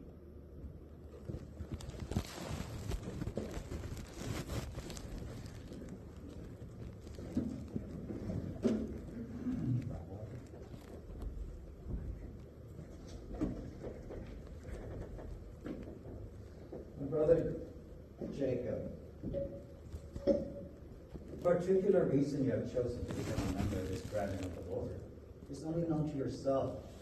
It must have been the prompting of vital curiosity, that being true. Now we will satisfy. It must have been because of a relative or a close friend, Mr. Mason, and has expressed the desires for you to become one too, and follow in their footsteps. That being true, it is not only an honor to yourself, but an honor to fraternity as well. Oh, my brother, in Mason's lodge with darkened eyes, with fable to about me, I swear to hail all mysteries that Masons prize and Masons keep. All secrets which they know, all words they speak, all things they do in the satanic copy. On yonder book, that's all they took. Will I break it? Never. Stand by this, and this, and this, forever and forever. I swear to answer and obey all summons sent me duly, by brother's hand or lodge array. I swear I'll never stray from the ancient laws and rules that bound Freemason in days renowned, but will observe them truly. On yonder book, that oath I took. Will I break them? never. Let's stand by this. And this. And this. Forever and forever. I swear to lead with generous care all those in sorrow hidden, a brother on the darkened square, the mourners with disheveled hair, the orphans doomed, alas, to stray, upon a rough and rugged way, while tears gush forth unbidden. And guess what? On yonder book, that oath I took. Will I break them? Never. Stand by this, and this, and this, forever and forever. I swear to deal in honesty with each true heart around me, that honor right could ever be. Unbroken bond to win him or me. No wrong, no guilt, no cruel fraud should ever break that sacred cord by which my vows have bound me. On yonder book, that oath I took. Will I break them? Never. Stand by this, and this, and this, forever and forever. I swore the portals close to guard of the Masonic temple, to rid the quarries of their love, to build each mystic waltz across, with body perfect, upright heart, and mind mature in moral arts, in precepts and in examples. Guess what? On yonder book, that oath I took. Will I break it? Never. Stand by this, and this,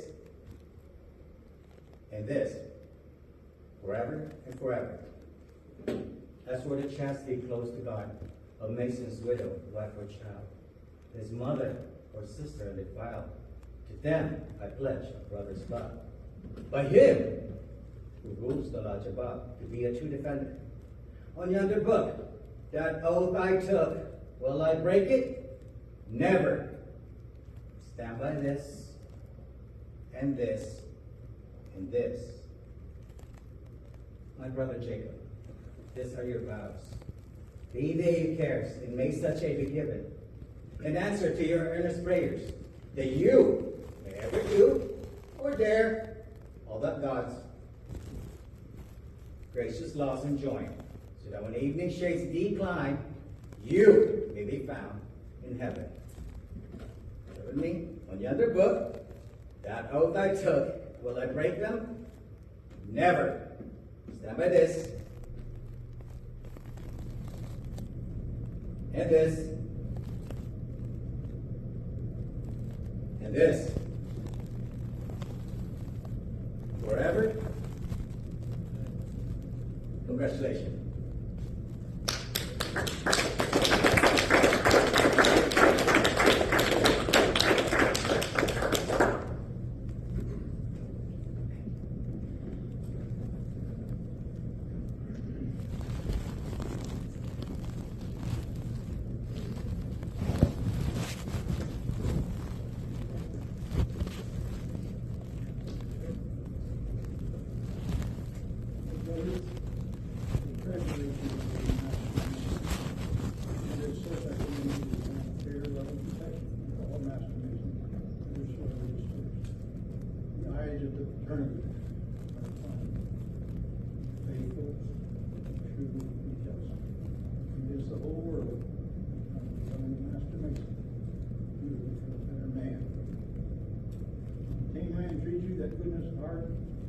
Virtue and courage and intention, which we think you now possess, in which the spotless testament with which you were girded, is at once the emblem, badge, and fruit. Nothing now remains to constitute you a member of the Lodge number 31, free and accepted Mason, state of Arizona. You inherit the Secretary of State, and same bylaws, subject you to this burden and responsibility.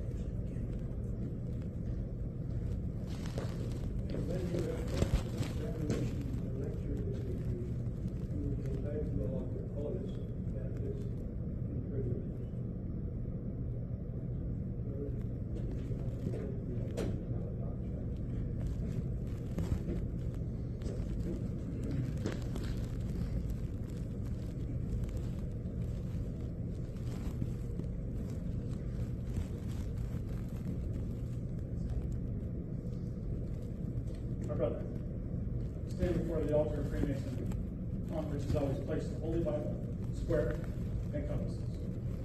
The greatest of these is the Holy Bible, it being God's inestimable gift to man as a rule and guide of his faith, and upon it all regular Masons. You will notice that the area between the altar and the master's pedestal is never violated, except during the ceremonies of your initiation. This is signified that no man can have the wisdom to rule and govern his lodge unless the light which emanates from this great book shines upon him without blemish. Ballot box. Given the honorable furniture worthy of a place upon the altar. It is by use of the ballot box that members of a Masonic fraternity determine who shall be their brothers. Balloting is a serious duty, one that you should learn to do with absolute correctness and complete understanding. Balloting is done by approaching the altar, giving the due guard, and sign of the appropriate degree. By selecting a white ball or black cube, pushing it through an aperture, whence it will fall into a secret compartment. Thus you are reminded to make known or to discuss your ballot as a Mason. The ballot box is not a place to exercise a personal quarrel, a petty grudge, or private pique. You alone determine the qualifications of the candidate. Bear in mind that the Masonic fraternity is not an institution to make inferior than good, rather, an institution to make good and better. Should there be any doubt in your mind regarding the qualifications of the candidate, you will give your odds the benefit of the doubt. You guys are making it up. Remember that one man can do the fraternity more harm than 100 good men can overcome. So cast your ballot without fear, favor, or prejudice. Remember that white ball is left. All it takes is one black ball, cube, to reject. Look both of your ballot. Both have good news.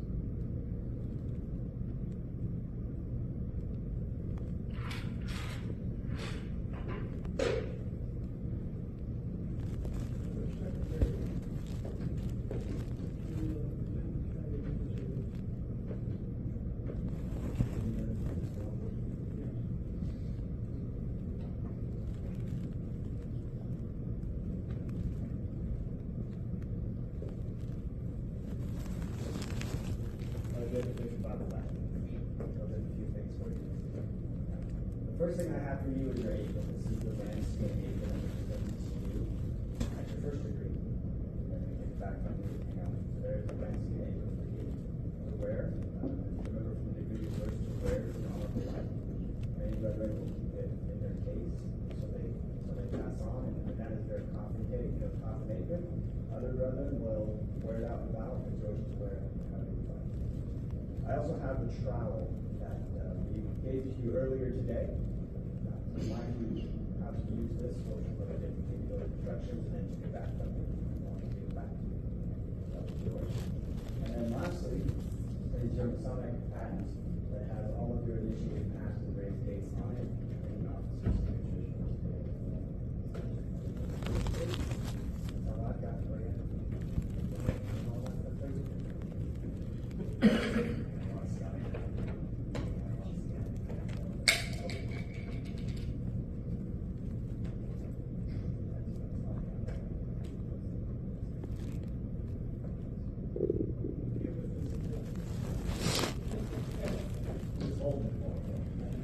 Thank you.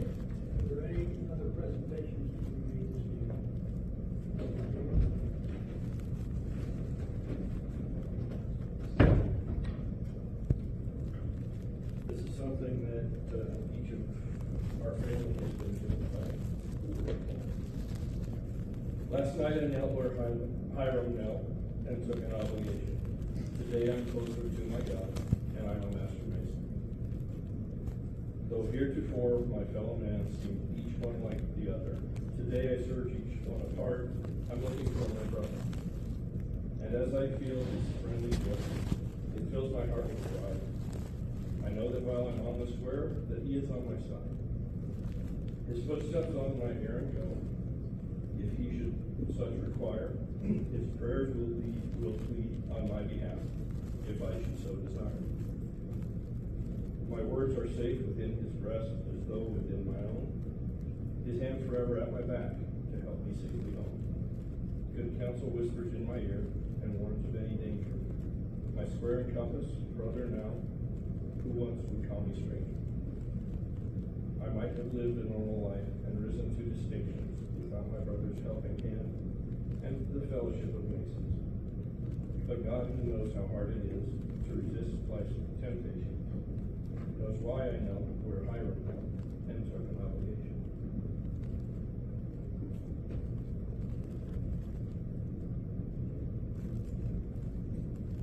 Any more presentations?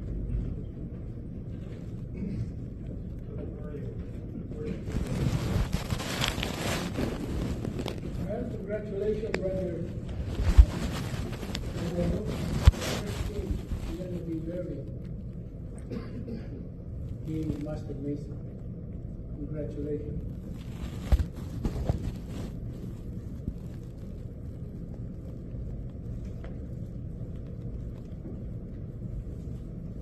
Brother Jacob, the last few months, gone through a lot. This time is anything you'd like to say? You're on deck. I'd like to thank all the brothers here at this lodge. From day one, meeting every one of you, I felt something special, more so than just being a stranger. I'm just looking forward to getting to know all of you better. Thank you to my Kerdak clan for all the support through this time, and hope I made you proud. And keep going.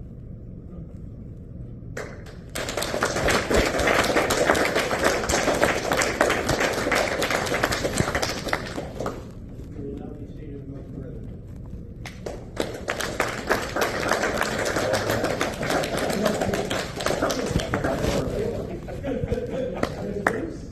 You're welcome.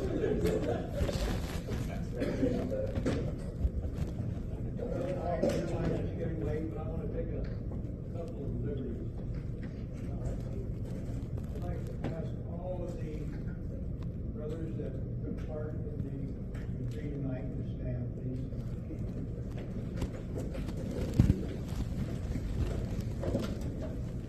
Brother Senior Deacon, would you direct them west of the altar?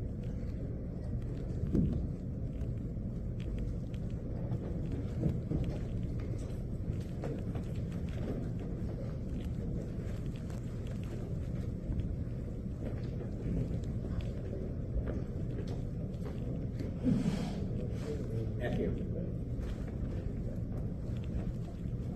Brethren, in the order of masonry, these are the workmen toiled for tonight. We didn't just toil tonight, we toiled in the past. We memorized their work. Brother Mario did a fantastic job on the lecture, and I believe every one of these brothers should be congratulated. For Jacob's sake, brethren, I would like each one of you to tell your name, what part you might have played in tonight's drama. Starting with you, Brother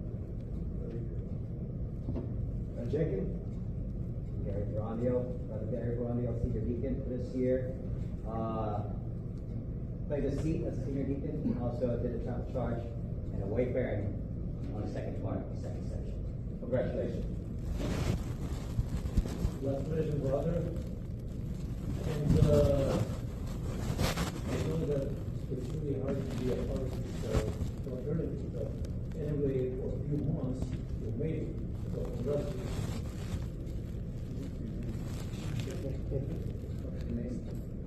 My name is Monty. Marshall. And the Marshal of the Law.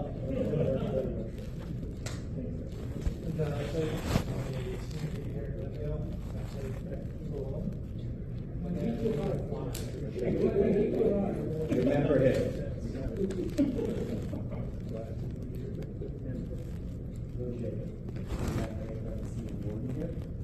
And I played the third photograph. Jacob, was one way, your deacon, you're a lot. First one that passes, the man is the last amazing. Jacob, I'm a ritual master of Rituel 23, and I played Hire King Tire in 22, and you do the color box. Right. Russ Nichols, photograph 1, and the senior deacon in the second section.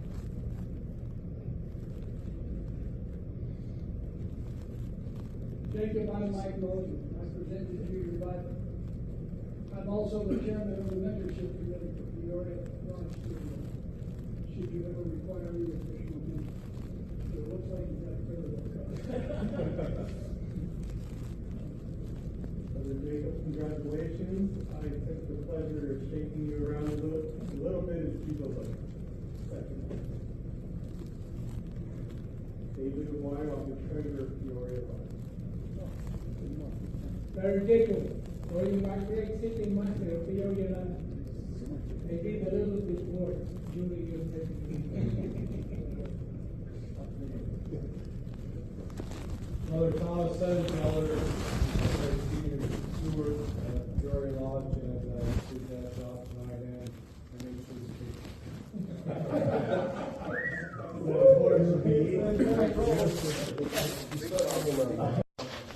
That's the name. Thank you. Jacob Matthew Acosta, Junior Warden. Played the Junior Warden tonight. You get to see my second. You get to see my second go around in a minute. Junior Warden. Yeah, that's all he asked for.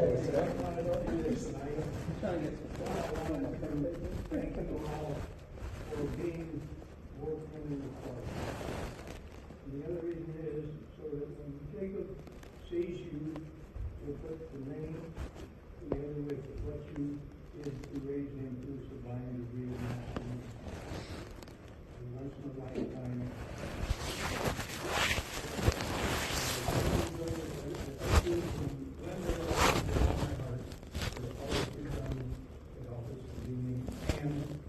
Through all our troubles since the fight, and before that, I thank you all for you to see. Thank you.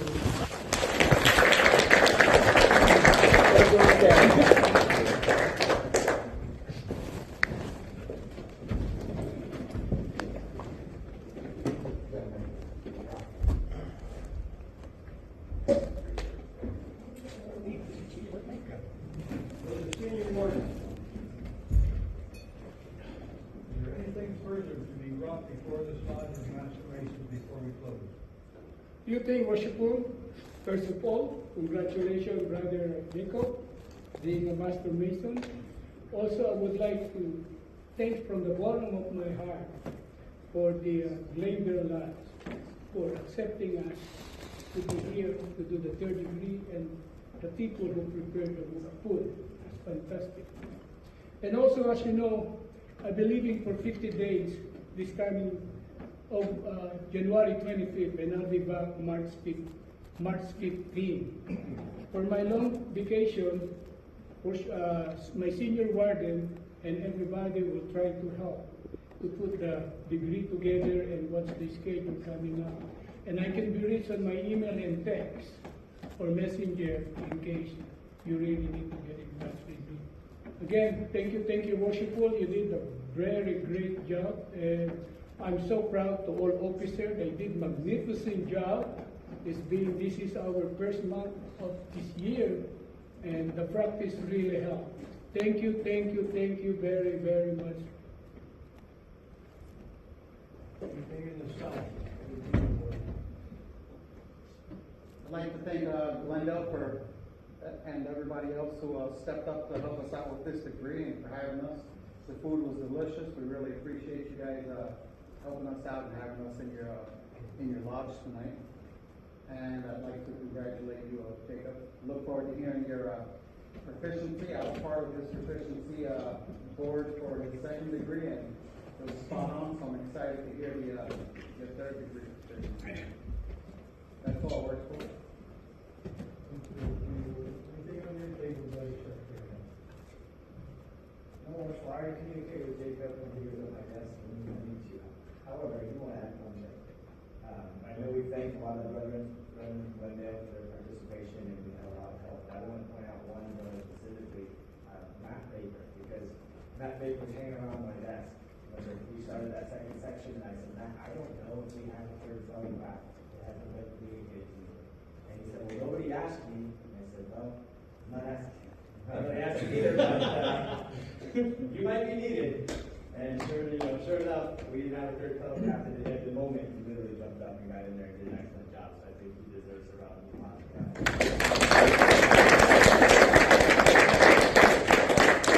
That is all I've got. Do you have a schedule of upcoming meetings or? I believe, Boris will correct me if I'm wrong, next week I know is the second degree here. The following week I believe is education at Scottish Rite. Yes. And then the following week after that will be our February stated meeting. Stated meeting. All degree gonna be done in Scottish Rite except third degree here. Second degree, starting next month, we'll start doing the second degree in the Scottish Rite. I will bring the two filler from the storage and take it to Scottish Rite this coming Thursday.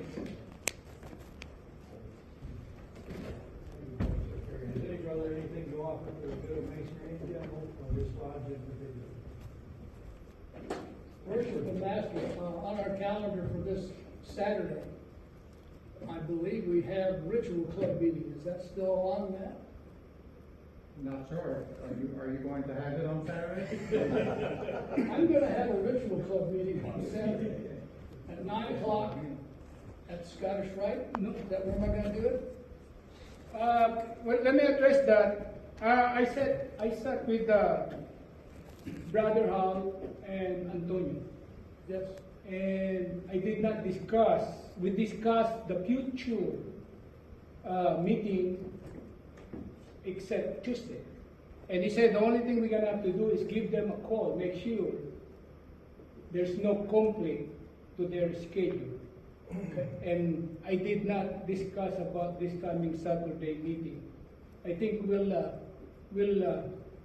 move that somewhere in February. I will sit with senior warden to set it up and give Hal a call. Okay, for the future meeting this coming February. Very well. Thank you, Worship. Thank you, Worship. It's my bad. I forget about it. Not proud. For the members of Glendale Lodge, I come from Iowa. And we had for many years a meeting called William Star. We had a group of lodges on the fourth Monday of the month. And we were working in the first, second, or first section, second section. And then after that, it was the pleasure of the craft. I suggested that we establish something known as a ritual club with Peoria Lodge number 31, so we could get ourselves up to a higher level in our ritual. Preserving the ritual correctly and delivering it correctly needs to be our focus. Not our only focus, because the other half of it is our fellowship. We don't want to neglect who we want. We do not want to become complacent in our use of the ritual, because complacency runs like a bacteria through an organization. So it's my endeavor to make sure that our ritual is best as it can be. Always striving for perfection, but sticking with good enough. Thank you. Thank you very much, Brother Mike. In case any of you wondered why I used a setting ball as a gavel tonight, my youngest son, Jamie over there, gave me this a couple of years ago, and I don't know where he found it, but every once in a while it comes with something, comes over to the house with something Masonic and says, here, Dad. And I thought that tonight being the third degree, the setting ball would be appropriate. To run the meeting. And that's the story behind this setting ball. Yes, sir. I just want to point out something from Glendale's schedule. So this coming Thursday, we will be doing a third degree as well. I will be in the East and the Grandmaster will be here. You guys are all invited. It's going to be a fun night. He's going to be here to present 2 50-year awards. And hopefully we'll get to do a little bit of extra ceremony and receive him in his official capacity. That's this coming Thursday? This coming 2 days from now.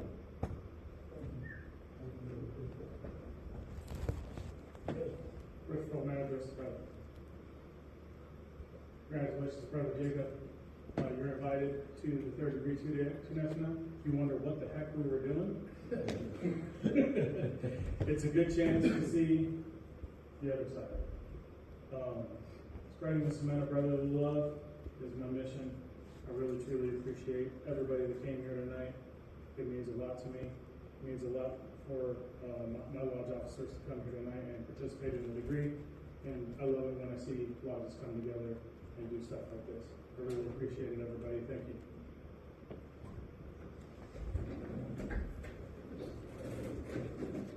Yes. Rituel Master, hopefully you enjoyed it tonight. And next Tuesday, the Rainbow Girls will be cooking dinner for the lodge. So, I don't know if any of your people here realize that Glendale is an eating lodge, and we always, I repeat, always have food for a degree. Sure. Always. That'll be a week from tonight? Yes, Rituel, next Tuesday. I'd like to welcome, congratulate and welcome Jacob. I'd like to thank everybody for what they did tonight. And I'd like to recognize Worshipful, who, unless my son moves back to Phoenix, this may be the last time we can meet. I'd like to recognize him for all his hard work and the legacy he leaves.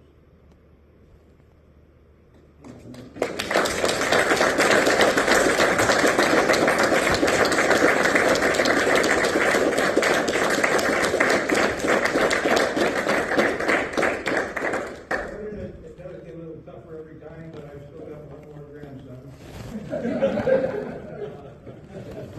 So I'm not going to count myself out yet, but it might take a little more. How old is that grandson? That grandson is how old is he? 22. Oh, Already? 22, he'll be graduating from Humboldt University this May, and he'll be back in the valley. So May. we'll see when it comes down the pipe. There'll be nothing else. Brother Junior, the last as well as the first and most important pair of Lodge Masons and Commissioners. See that the lodge is filed with. Form that Julian and Gordon Tyler, then I'm about to close this lodge of Master Masons and direct him to file accordingly.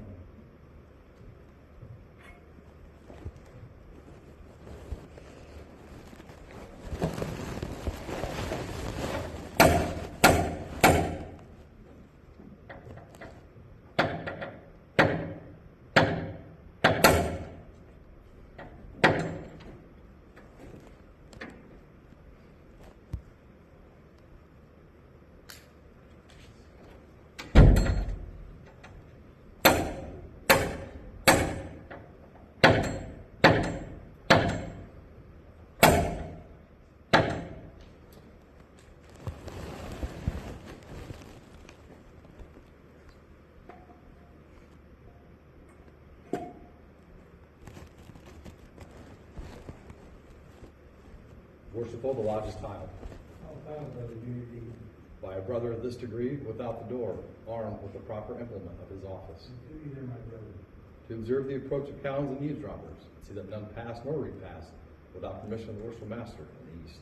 Thank you, brother junior deacon. Brother senior warden, at the opening of this lodge, you informed me that you were a master mason, within the body of a just and legally constituted lodge of master mason. How many composed at the lodge? 3 or more. 3 or more, worshipful. Of the 3, of whom does it consist? Of the worshipful master, senior and junior warden. The junior warden station. In the south, worshipful. Duty in the south, junior warden. As the sun in the south at meridian height is the beauty and glory of the day, so stands the junior warden in the south, the better to observe the time. Call it back from labor to refreshment, and refreshment to labor again, at the will and pleasure of the Lord. In the west.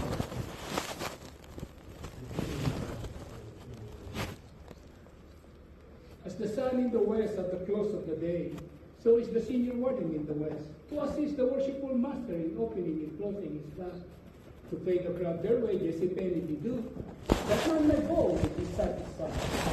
Harmony bring the strength and support of all society, especially of ours. Station of worshipful master. In the east, And his duty there, my brother. as the sun rises in the east to open and adorn the day, so rises the worshipful master in the east to open and govern his life. In due time to set the crop at work and give them necessary instruction, whereby they may pursue their labor.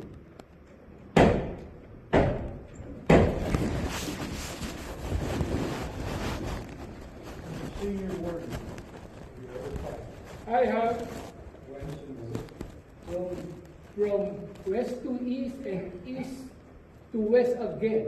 What were you in search? What it was lost, What you live, my brother? the secret of Master Mason. Have you those secrets? I have them not, but I have the certitude, therefore, in the opening of this lodge, which accompanied by its dugan and sign, was by your order to be sent to the east through the deacon only. But it should be warden, it is my will and pleasure that the substitute for the ancient master's word be sent down to the west. Brother deacons, attend the east.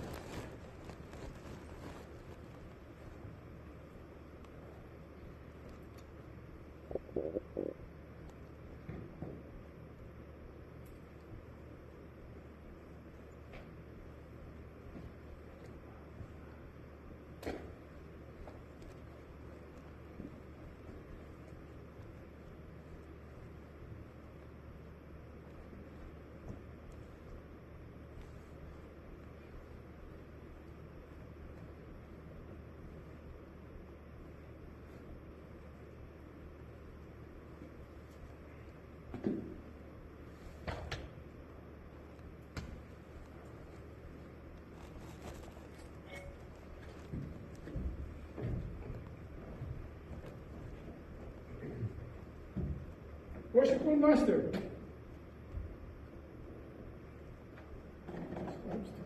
the substitute for the Asia award, accompanied by slogan and sign, has come down to the west to the deacon correctly. It is therefore safely deposited until it called for. Brother, before we close, I've got one little story I got to share with you about Jacob. I first met Jacob about 6-7 years ago, something like that. He was attending San Diego State with my granddaughter and was dating her at the time. And my wife and I were over there, and at the time when they should come and meet us. The spaghetti restaurant and pizza parlor down on Harbor Drive.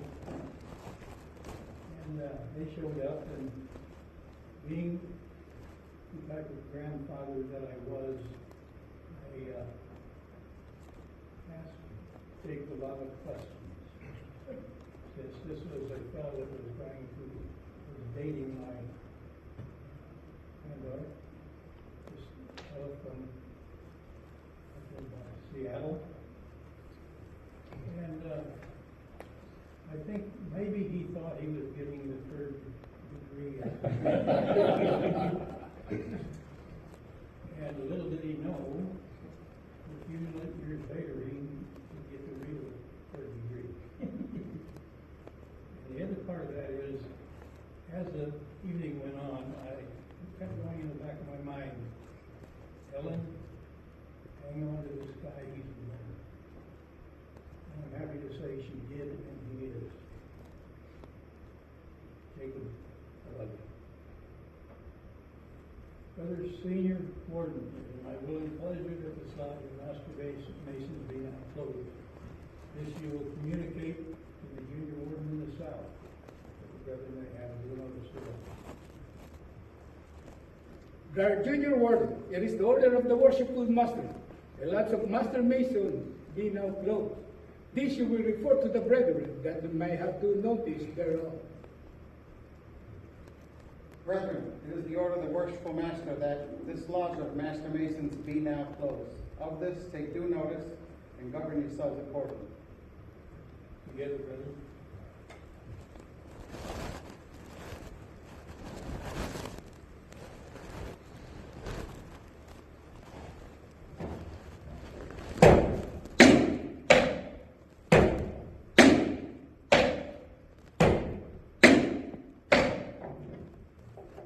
Supreme Grand Master, ruler of heaven and earth, now that we are about to separate and return to our respective places of abode, wilt thou be pleased so to influence our hearts and minds that we may each one of us practice out of the lodge those great moral duties which are inculcated in it, and with reverence study and obey the laws which thou hast given us in thy holy word. Amen. So be. Senior Warden, how should Masons meet? At the level, Worshipful. I'll act for the Junior Warden. Out of plumb, worshipful. In part, my brother, upon is clear. So should we ever meet, act in part. May the blessings of heaven rest upon us and all of your nations. May brotherly love prevail in every moral and social virtue. Cement us. Amen. So be. So the deacons attend the altar.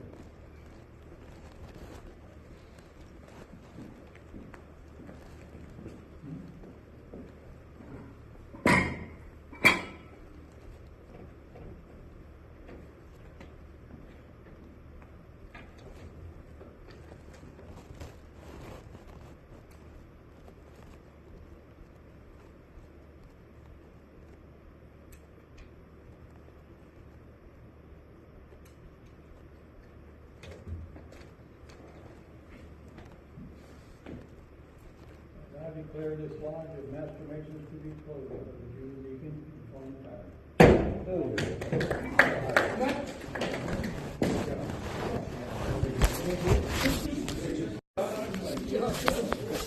Third stand for a few seconds. That's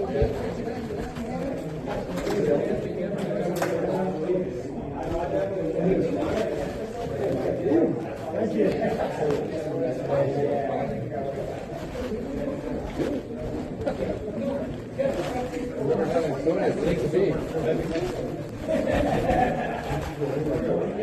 Oh, really?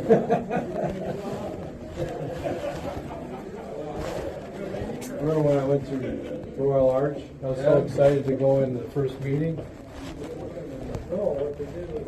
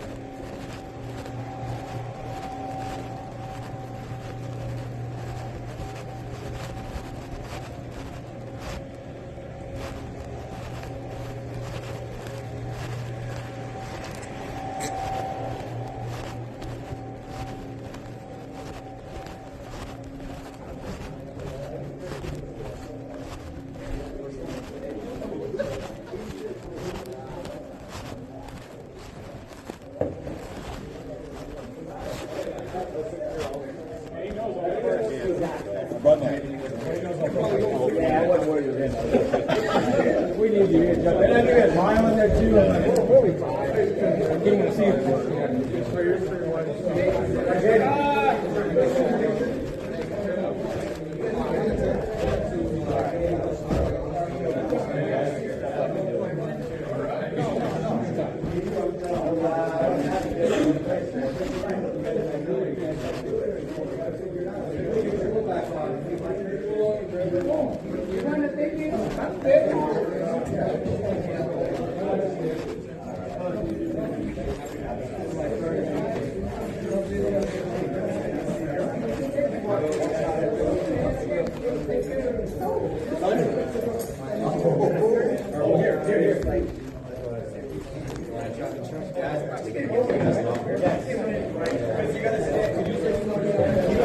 Yes, thank you for having me. It's good to be here. Tuesday we'll be here, I guess. Yeah. All right, have a good one.